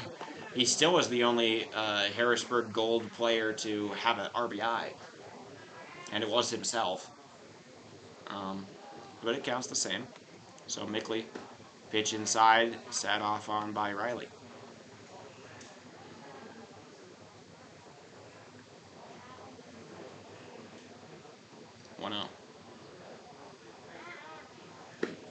Pitch. Ooh. A little bit low. And Riley continues to be unimpressed by these offerings. 2-0. That's hit high into right and foul. Very good contact there, though. A serious amount of power. But that one headed towards the drainage area outside of here. We are in right field. We have Rapid Creek, which, you know, you'd think, oh, it's a creek and it's Rapid City, so surely it's like really big and it'll, you know, it probably has rapids. No, it's just a normal creek. Yeah. You can't like put a tube in it or anything. You can't go kayaking down it or anything like that. So a 2-1 count. Riley takes one at the top of the zone. And we go to a 3-1.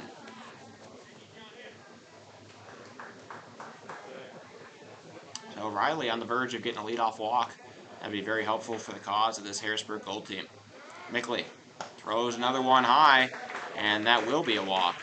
So Riley does his job, gets on base, and it'll bring up Tate Larson. That's the first time in this game the Harrisburg Gold have gotten the leadoff man on. That being said, it's a little overrated. Don McKnight was the leadoff man. He got on twice. He was stranded both times. Throw back to first, gets away. Wild throw from Mickley will be an error. Taking off, being told to stay at second is the runner Riley. So an error will advance the runner. And now in scoring position here with nobody out in this inning. We'll go as an error on Mickley, the second error the Hardhats have made this game. Tate Larson now up. Larson 1 for 7 with 4 strikeouts, including one earlier this game to Declan Mickley. A little bit low and outside, so we go to a 1-0. Mickley's losing a little bit of the control here. He usually goes about 4 innings. This shouldn't be past his maximum or anything. But he does go wild at times, so somebody is warming up in the bullpen. That's Jaden Moreno, I believe, out there.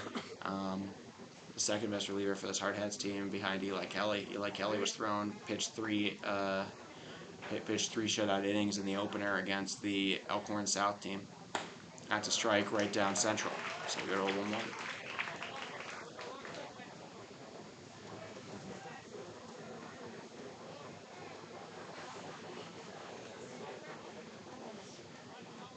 One count.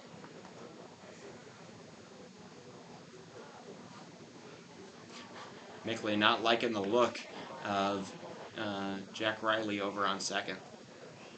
Twitching all over and, you know, finicky over there, thinking that he might take off. Mickley throwing a lot of wild pitches in this game that have moved guys. Still nobody out in this inning. That's a big swing, foul ball, out of play, so we go to a 1-2. 1-2 count. Now to Larson. Like I said, Larson did strike out swinging earlier this game. Mickley desperately needs this next out, but he has 5 Ks in the game so far. Could this be the 6th? The 1-2. In the dirt. Ben stops it, and the man will stay over at second. Mickley, you might not believe it, 15 years old. He's going in, and he's going into high school at St. Thomas More this upcoming fall. He's a freshman going on to sophomore year at St. Thomas More. So he's gonna, you know, learn some more Spanish this year, maybe a little geography. So 2-2 count. I mean, we did AP classes. I don't need the flex. All right, 2-2.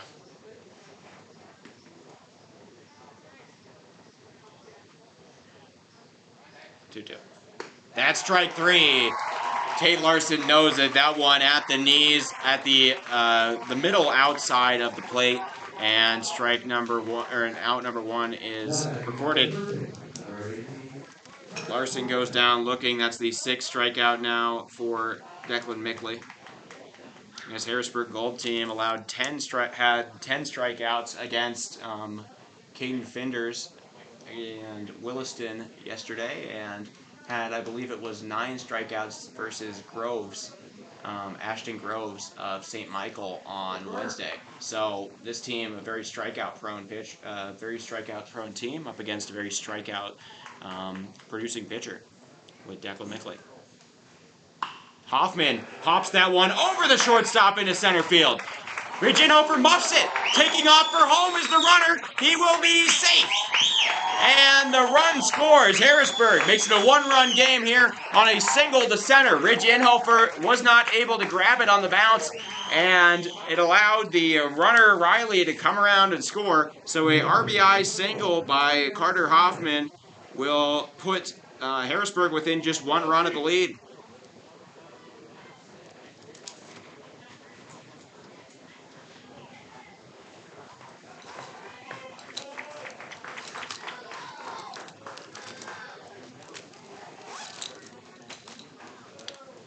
Up comes Simonik.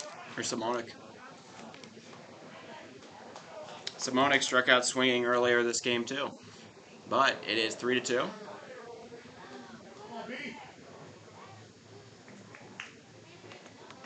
And yeah, so Harrisburg making a little bit of a rally here. They are coming through when asked upon. 2-0.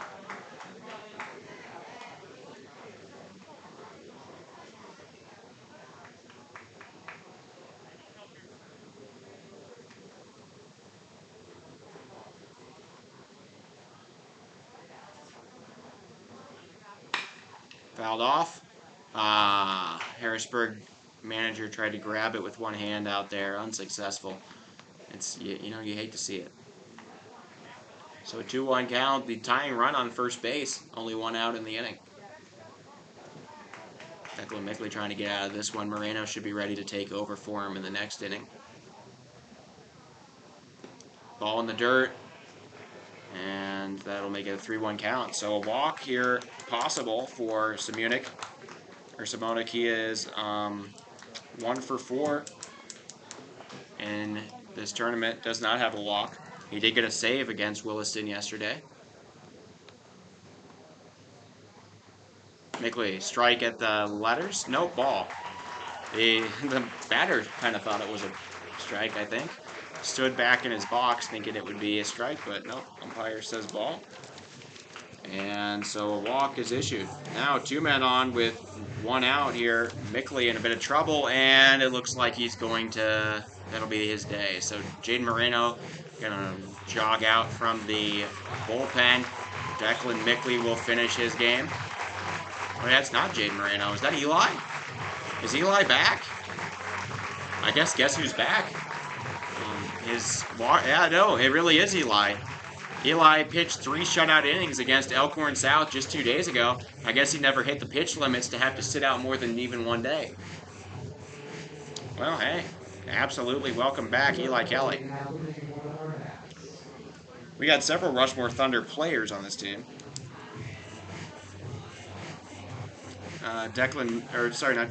Wyatt Reeder, Alex Dietrich, Hayden Hollick, and Zeke Farley are all on the Thunder hockey team. So the second Eli enters the game to pitch. Eli Kokenge now up against Eli Kelly.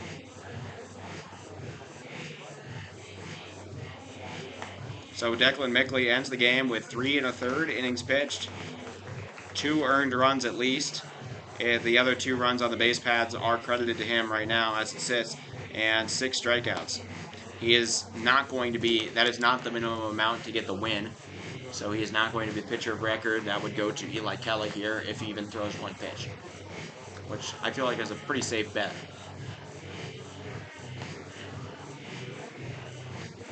So trying to hold on to a narrow 1-run lead in this elimination game. Everything matters here. And the Harrisburg Gold Bats seem to be a little bit more alive than they were before. This team, I mean, they have doubled the amount of runs that they've had in this tournament, or actually tripled it by the fact that they only had one and now they have 3. So, averaging exactly 1 run a game. They are trying to break the trend, but they are going to face up against the relief ace Eli Kelly. Eli, a ground ball pitcher by trade, not much of a strikeout guy. He does have a very nasty curveball, throwing really soft pitches, but they always seem to induce a little bit of, weak contact. And yeah, I know.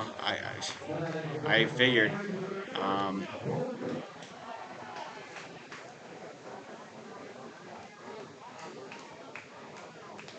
so that is that. Men on first and second, 1 out. The White Tiger, Eli Kelly, entering the game to try to keep this lead for the Hardhats. First pitch strike. Eli, a zone stuffer. That's his archetype. He just puts in a bunch of pitches and just says, hit him. And you will, but you won't hit him well, as you usually ground out into things or fly out. It just gives you a whole bunch of pitches that are nearly hittable that you'll get out on. He has a microscopic ERA, over 70 innings pitched this year. Beautiful curveball in the top of the zone. That one traveling along at maybe high 50s, low 60s in miles per hour. But Eli Kelly, microscopic ERA, 70 innings pitched, and about a 1.1 ERA on the season. Now, neither of these runs would be earned, but that's in the dirt. Bence does a good job to cover the curveball. Gets the signal from Klaparich. Bence relays it over to Eli.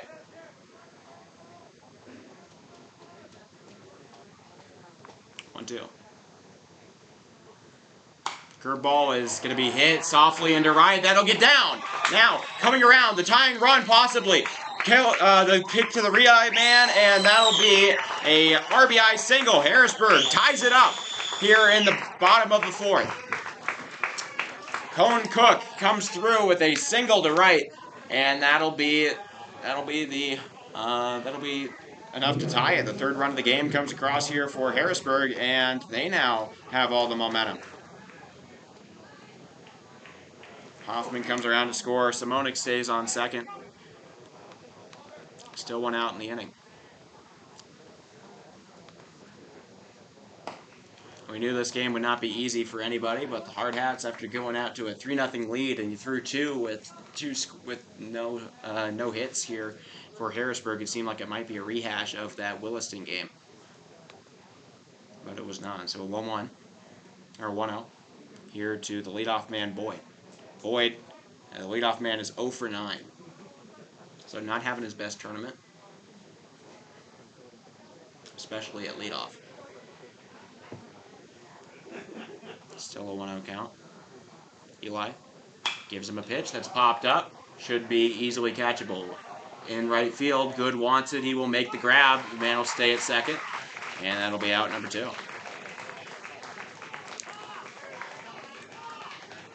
And so that'll be the 2nd out of the inning. On a fly out to right. That's the kind of thing Eli does so well. The other one was also a fly out kind of ball, but it found the right spot.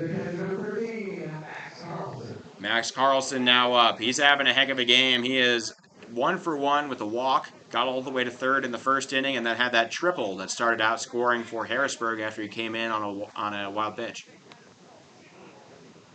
Our dad's trying to keep this thing tied at least. Entered the inning as a 1-run lead or a 2-run lead for the Hardhats, has disintegrated into a tie game. Harrisburg not going to let their season die like that. 1-0 to Carlson. Foul pitch or foul ball, make it 1-1.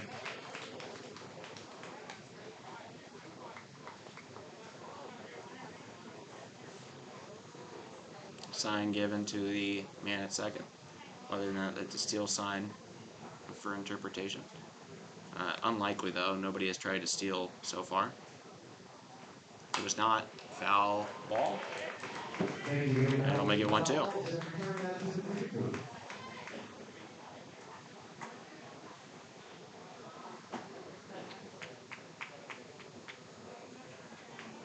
1-2 count.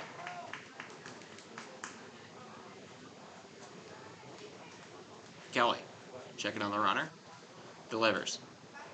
Grounded softly over to first. It will go over to Roberts. Roberts from his knees, not going to be in time. Coming home is the runner. He will be safe. Sliding in on a gutsy move from the third base coach. Brandon Simonik comes around to score. And Harrisburg not only ties the game, they have the lead. A gutsy move from Harrisburg manager Jake Adams to send home Simonik while they were making a play at first. He decided, you know what? They're not looking. We're going to sneak by and get a run. I'll go down as a single. And Simonik scores. I'll give it an RBI to Carlson, but it doesn't feel like an RBI. Man on first and second still. 2 outs, just trying to get out the inning for Kelly. This is the guy you want on the mound, but 2 runs come across under his watch here. Swing and a miss, strike 1.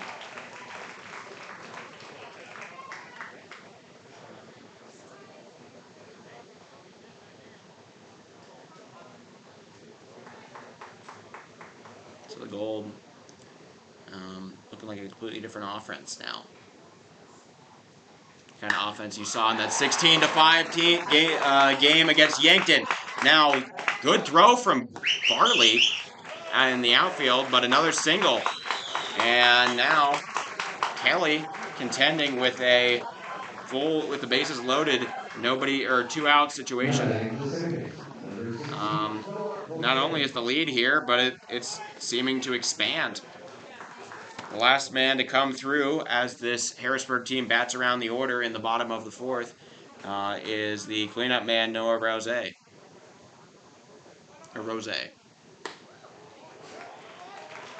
That's strike 1.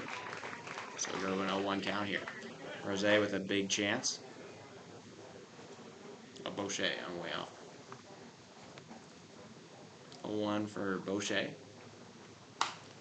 Fouled off. I just had a subconsciously there was a player for Premier West named Mateo Rose back in the Firecracker tournament. So 0-2 count to Boucher. Kelly just trying to get out of this thing. You might see a curveball.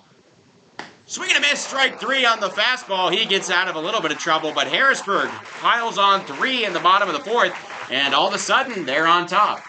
State champions lead. They're in the driver's seat as we enter the final 3 frames of this game.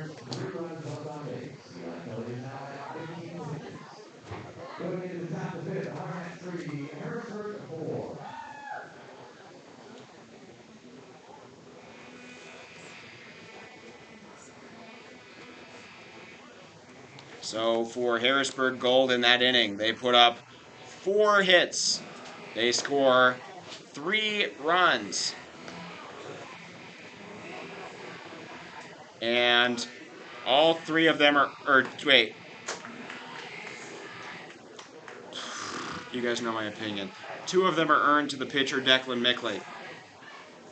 And there is 1 error on Mickley on a pickoff attempt. And there is 3 men left on.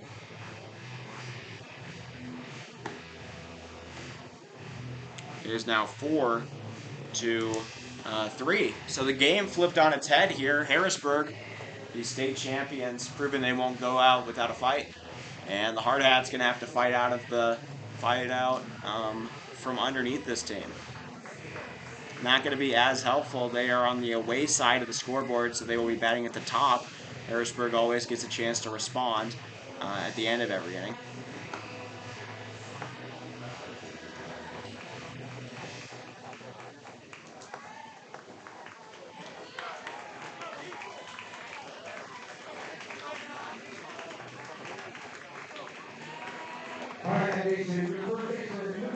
Hardhats going to have to contend with this team that won it all in South Dakota in 2023.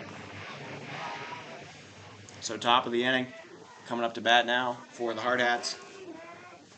And it looks like Alex Dietrich. It is Alex Dietrich. Dietrich having a great game so far. He is 2 for 2 with a pair of singles and 2 RBIs. He's the guy you want up here to start things out. That's grounded and a third hit. Dietrich is 3 for 3 in this one, putting up a great game in this elimination. In this elimination game, he is putting up a great performance. 3 for 3 with 3 singles. Last time he has yet to get a run though. The last time he was on base, he got all the way to third, but was stranded after Kokenge was able to get out of trouble. So up comes Inhofer. He has taken 2 walks in this game. So 0-1 count.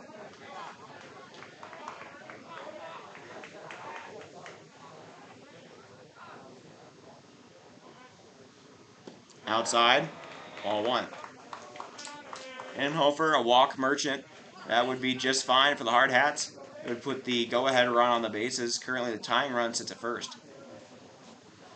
Dietrich leading off. Swing and a miss, strike 2. Kokenge continues to work well.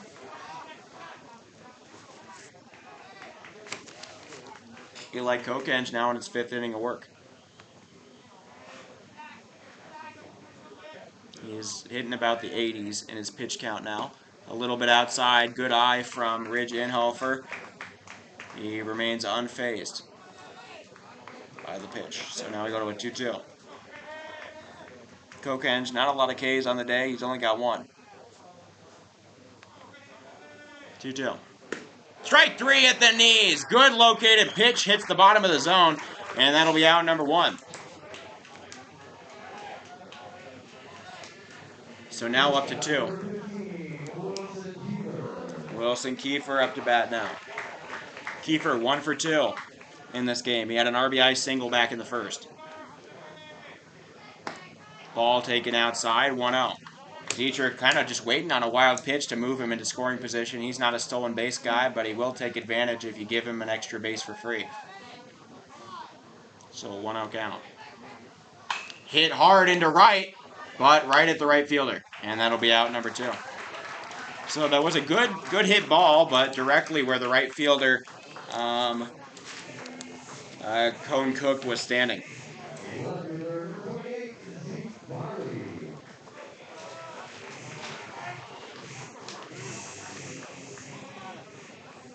And so after a leadoff hit from Alex Dietrich, Hardhats threatening to strand him for a 2nd straight time. Zeke Farley is 0 for 1 and has a hit by pitch in this game. He is 1 for 4 overall, batting .250.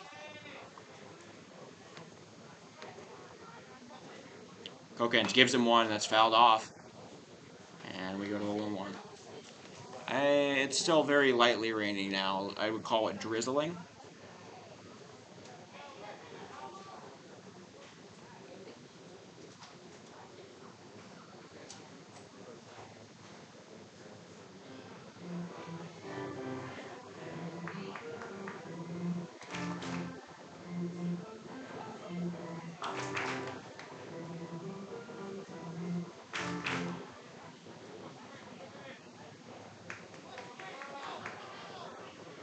Alright, we go to a 1-1 count now. Hardhats trying to drive in that tying run, but Kokenge having none of it. 1-1 count. Zeke drives it back up the middle. The second baseman waiting for it to come to him. He will throw to first just about in time. The first baseman, Hoffman, he stretches and gets the final out. So, despite a leadoff single from Alex Dietrich, nothing happens in the top of the 5th. And it is still a Harrisburg-controlled game, 4-3, after their comeback in the bottom of the inning, going into the bottom of the 5th. 86 pitches now for Kokenge, so he is going to almost certainly be pulled for the 7th, but that'll be just fine.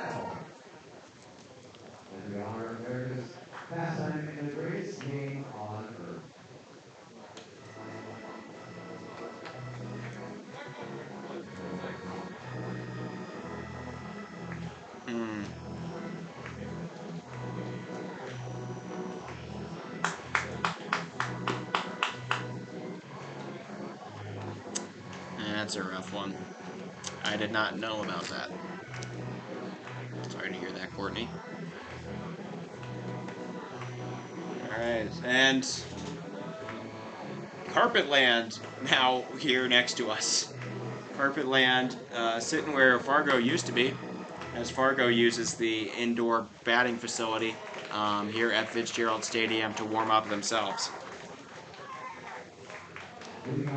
In that last inning, the Hardhats 1 hit, no runs, no earned runs, no Harrisburg errors, and 1 man is left on. Remains 3-0. So that's up to Koken just stranded 8 now, or not 8, 6 over his 5 innings of work. Coming back in, Eli Kelly, very high curveball, and we go to a 1-0.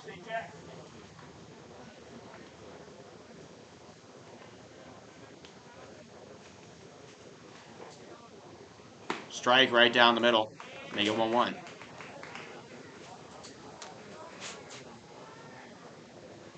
One count.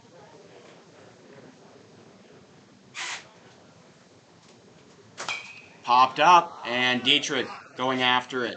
He is going to track it. It's swirling up there. He makes the grab. Out number 1 in foul territory. And Kelly retires the leadoff man, Riley. This is where Kelly thrives, when you're just going at somebody who's going to try a little bit too hard to get something going. The extra effort is what fuels Kelly's pitches, as you're going to make a slight mistake as you put more emotion into it. So Tate Larson now up. Take it at the eyes, ball 1. Eli Kelly, a very successful part of this team. Though you do have to wait on Kelly to... I guess what I'm thinking is... Kelly, you have to be in a mindset which eventually builds that you're that you need to do something. If you, I guess, if you're on a mindset where you're about to do something and you have that expectation of doing something, I think you could do a lot better against guys like Kelly. I think that's what happened in the last inning with all those hits. Swing and a miss, strike 2. So now it's a 2-2 count here for Kelly. He does have 1 strikeout. He used that on Boucher to end the inning.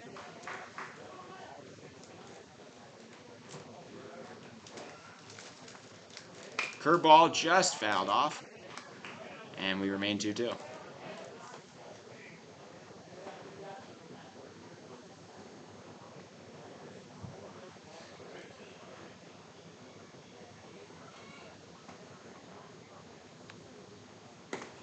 A little bit high, so we go to a 3-2 now.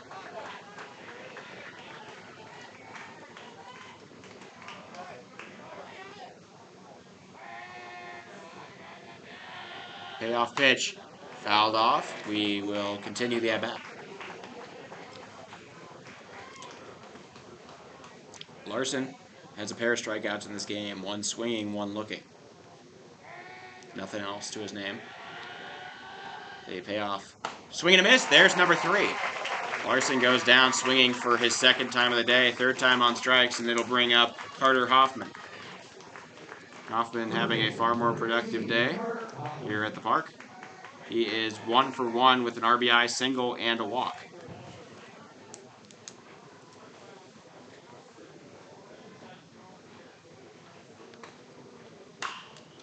Hard hit ball goes foul. We now move to a 0-1 count. Some good contact there, but the ball just kind of...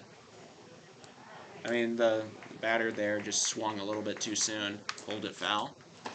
Inside ball taken by Hoffman. So Eli Kelly, nicknamed White Tiger, on the mound here waiting. Thank you all for tuning in to Hardhats TV here for this elimination game inside the state, South Dakota. Special with the Post-22 Hardhats, most storied program in South Dakota Legion Baseball, and the upstart first-time state champion, Harrisburg Gold.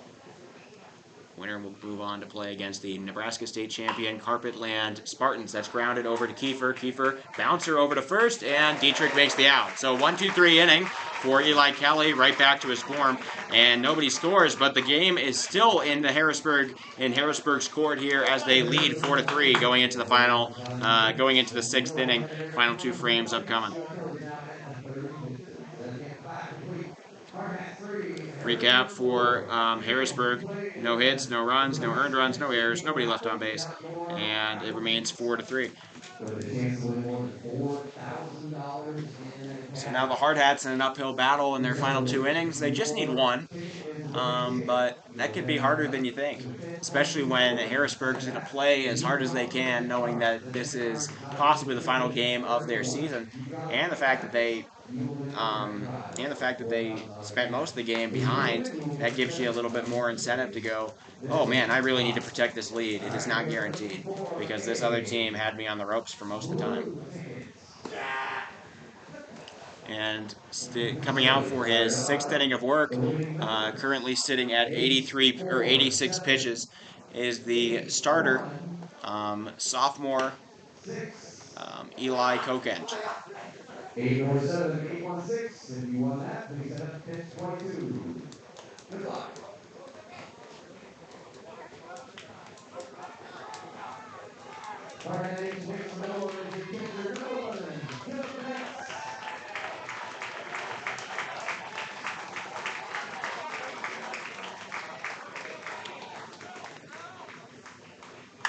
Grounded into the gap. Bentz gets oh wait, no, caught by the shortstop. Wow! What a play! Shortstop Boyd steals a ball that was headed for right field, throws, and is able to get the out. What a play from Boyd. I thought that was Shirley going to make it through, and then I thought that Shirley Bentz was going to run it out, and neither of those things happened.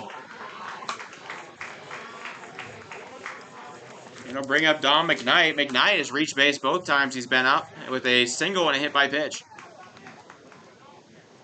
Got a good bunt. He's got a good bunt game. Foul ball, he loses the bat. That just keeps happening. It's kind of wet out here, I guess.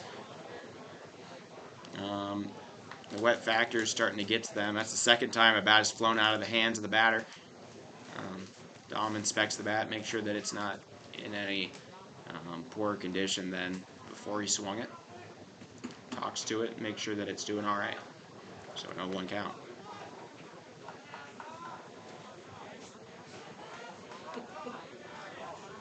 McKnight takes it, puts down a bunt. Ooh, bounced into the ground off the padding for the umpire. And we go to 0-2.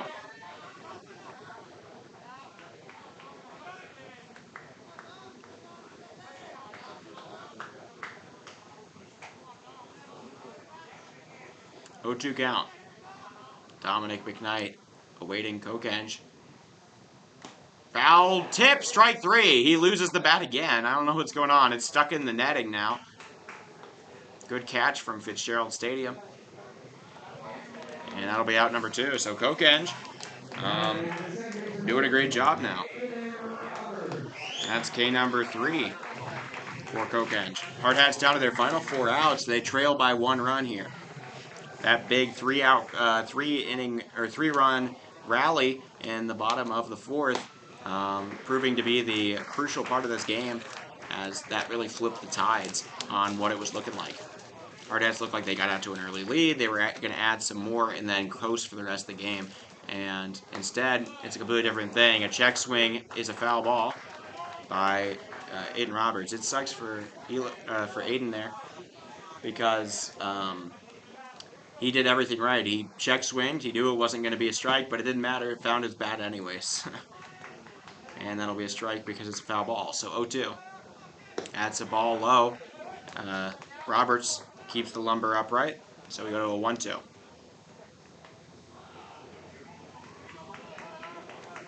Thank you all for tuning in to Hardhats TV. I'm Oliver Fell, bringing you Post 22's elimination game in the Central Plains Regional against Harrisburg. Oh, fumble. The pitcher Kokenge loses it on the transfer over to his glove. And so he picks it back up, gets ready for the 1-2. That's going to be hit into right and caught. So 1-2-3 inning for Eli Kokenge, and that'll be one heck of a parting gift. He might still have a few pitches left. I got to wait on the count.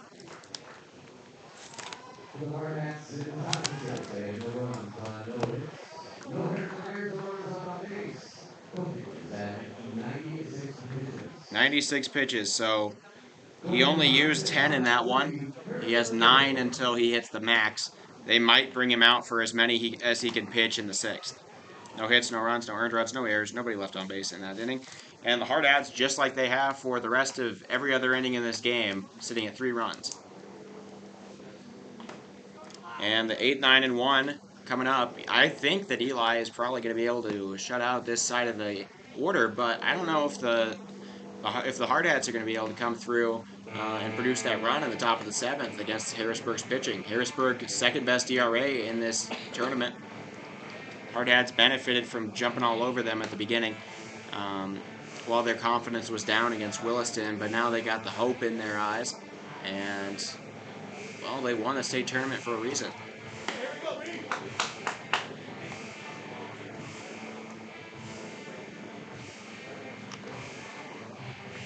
All right, so Kelly coming back out for his 3rd inning of work, and he will face the 8, 9, and 1. Leading off is Brandon Simonik.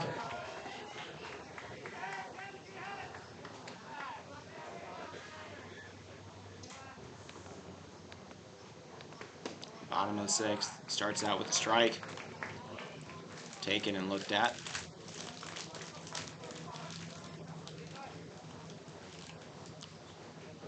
Simonik on the day is 0 for 1 with a walk. Called strike at the very bottom of the zone. Go to 1-2. I think that does have a part to play with how Simonik kind of bounces or like lowers his stance as he hits. That does bring his zone down a little for the umpire.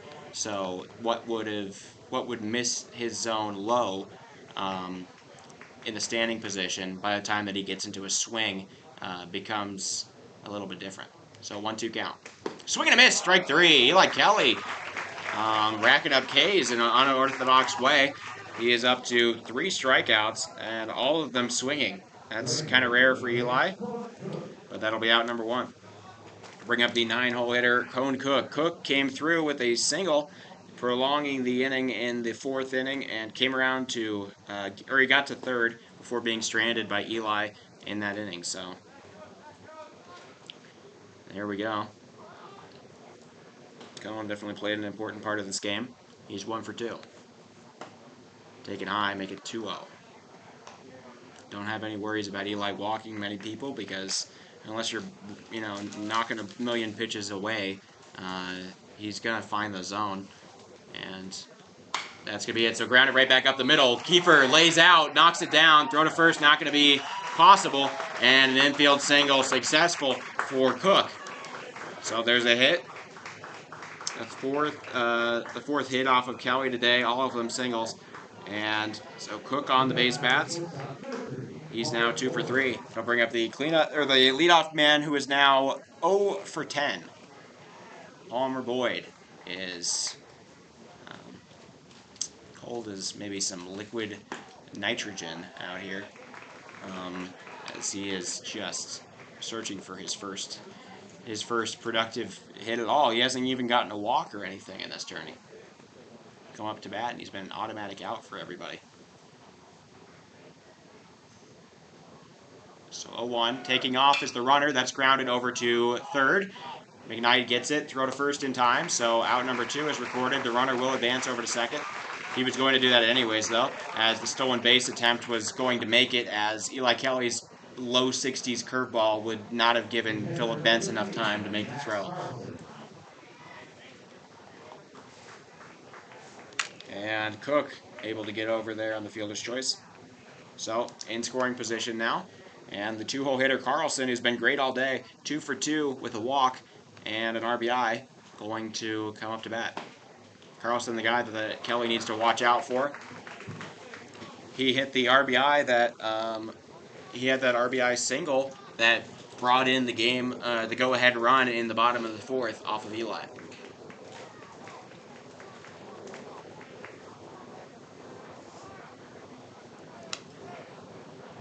Oh, Homer Jacobs saying some words of encouragement. He got lifted very early from that Fargo post-2 game. He's a super senior, one of the leaders on this team.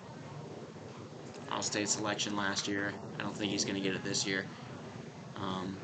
Eli Kelly should make it on the All-State team. He's been great as a reliever.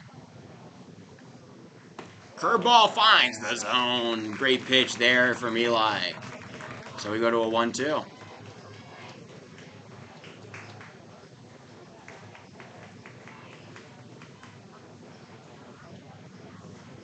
1-2. Eli Kelly delivers. In the dirt. Good job from Benz to stop it, and Cook will stay over at second. He asked for a new ball. That one's all wet. The rain looks like it has ceased for a moment.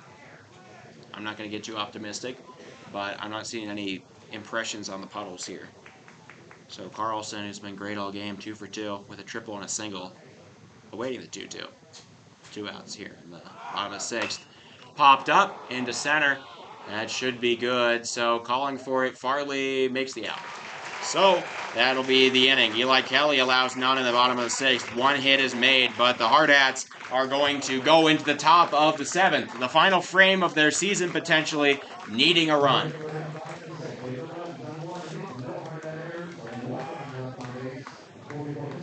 To recap that inning, the Harrisburg Gold 1 hit, no runs, no earned runs, no hard hat errors, and 1 man left on base. And it will be 4-3.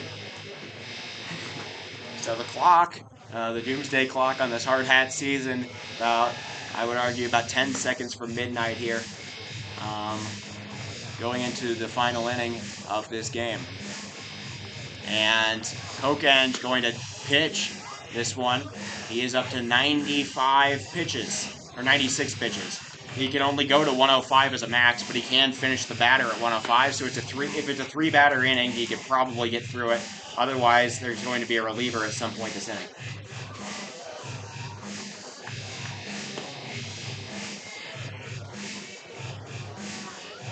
The due-up for the Hardhats is a strong part, as it is the 2, 3, and 4. That is Reeder, good, and Dietrich. That's the guys you want, especially Dietrich at the end there. Dietrich 3 for 3 in this game.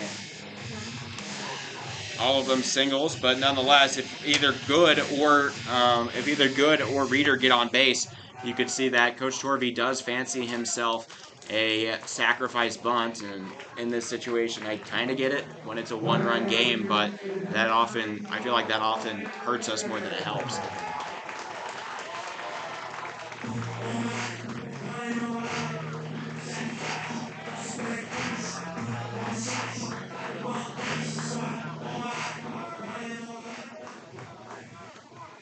So Wyatt Reeder being asked to show up here. He has been kind of silent all tourney.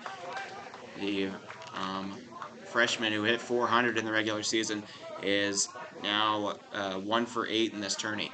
He does have a walk in this game. Outside, that's a wild pitch from Kokenge. So now still a 2-0 count. A chance for the Hardhats to get the leadoff man on. The leadoff walk just as good as a leadoff single. That's a strike delivered at the top of the zone by Kokenge. So he locates now a 2-1 count. Every pitch crucial here. Both of these teams not ready to go home. It would mean the end of the season. Fouled off. And now down in the count 2-2 for Wyatt Reeder. He's a little bit late to that one. Kokenge up to 100 pitches on the day. I'm just counting myself. So 2-2 count.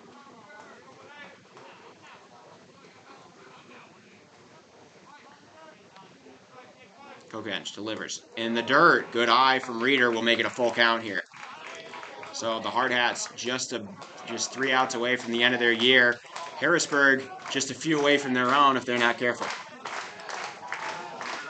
So Wyatt Reeder, full count. The clapping has begun. That usually leads to walks. Today it led to a fly out. I don't even know how that one works. Kokenge, outside, ball 4. The tying run has reached the bases as the leadoff man, Wyatt Reeder, takes his base. Reeder, a relatively fast base runner, going to reach. Carlson is 1 for 4 on getting people stealing in this game. The sun is out. That's a good sign, I guess. Good things to come, and that will be Kokenge. He finishes the game after pitching 101 pitches. He will be pulled. And for the first time all game, we'll have a different pitcher. Number 17, that is Maddox Scherer from third base. He will move over.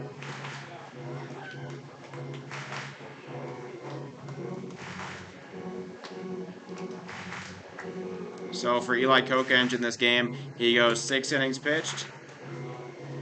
He has 3 earned runs, and he strikes out 2. Or no, 3 Ks for Kokenge. Wait, no, 2. No, 3. He got 3. He got 3. He is in line for the win, but only narrowly.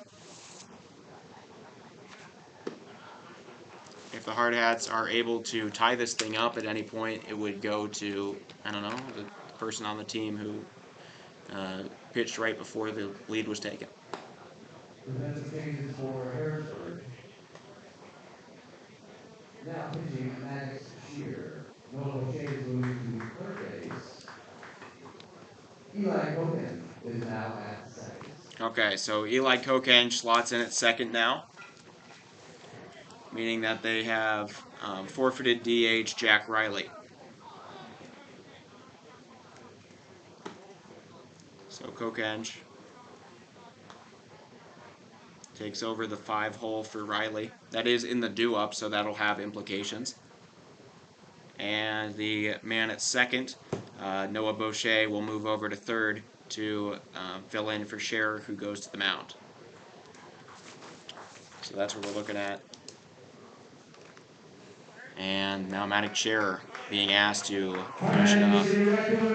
I believe it would be Grinding on My Life, from what I'm hearing. I'm going with Grinding on My Life. I don't, you could Shazam it. I think if you just look up Grinding on My Life song, it'll be one of the first several to show up. Or Grinding All My Life, perhaps.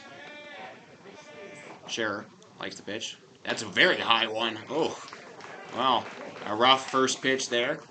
Not quite on track with 50 Cent or Carly Rae Jepsen. So a 1-0 to Harry Good. Good came into the game batting 4 for 7. That's high and inside. Good also where it gets out of the way of that one as it nearly hits his face. Scherer throwing wild to start things out here for Harrisburg. On deck is Alex Dietrich, who is 3 for 3 on the game. Also has 2 RBIs. This is not the guy you want to put more runners on for. Fouled off himself, and now we go to 2-1. Interesting choice from Harry to swing at that one after the first 2 pitches were absolutely wild.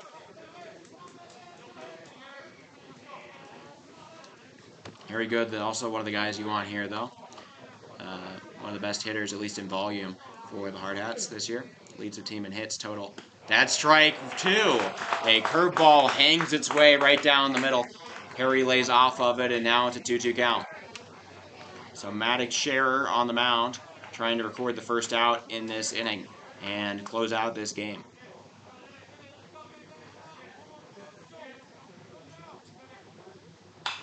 That's popped up into right. Cook calling it, and he will make the grab.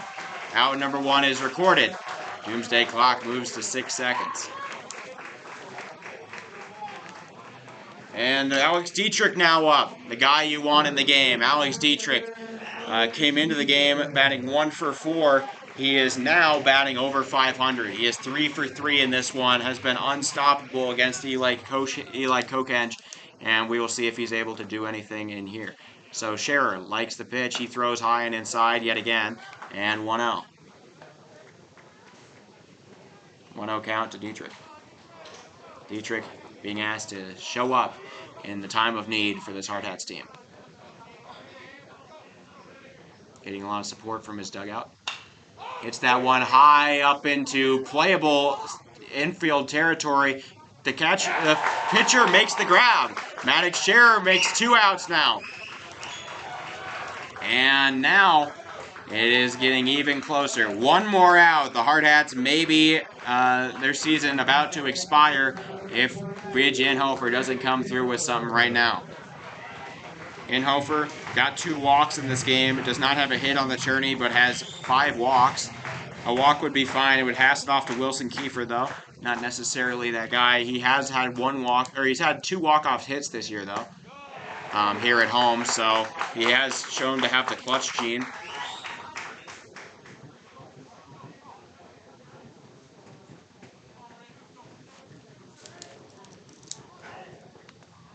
Oh, 1. Maddox Shear. Outside, taken for a ball. Rich Inhofer check swing, so we go to a 1-1.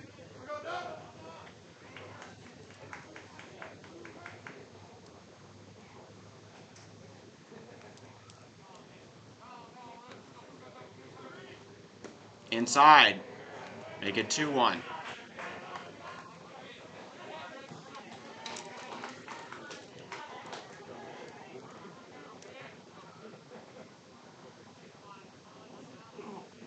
To Ridge Inhofer. Season at stake. That's a strike. A fastball punched right through the middle of the zone, and we go to a 2-2 count. Hardhats down to their final strike of the year if they're not careful.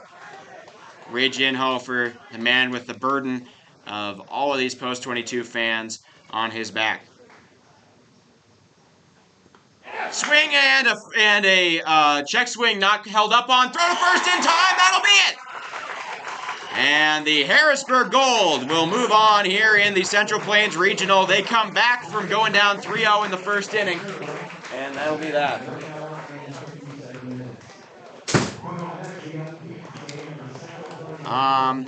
And that'll be the end of the inning. So thank you all for watching here. Harrisburg Gold pull it out. They will go on to play Carpetland tomorrow. And there is that. Thank you all for watching here on Hardhats TV. We have another game right after this at 6 o'clock. It'll be the Carpetland Spartans playing against the Fargo Post 2 team from Fargo, North Dakota in the winner's bracket game in just a moment. Both those teams come in 2-0, state champions of their respective states. You will see quite a good game here upcoming.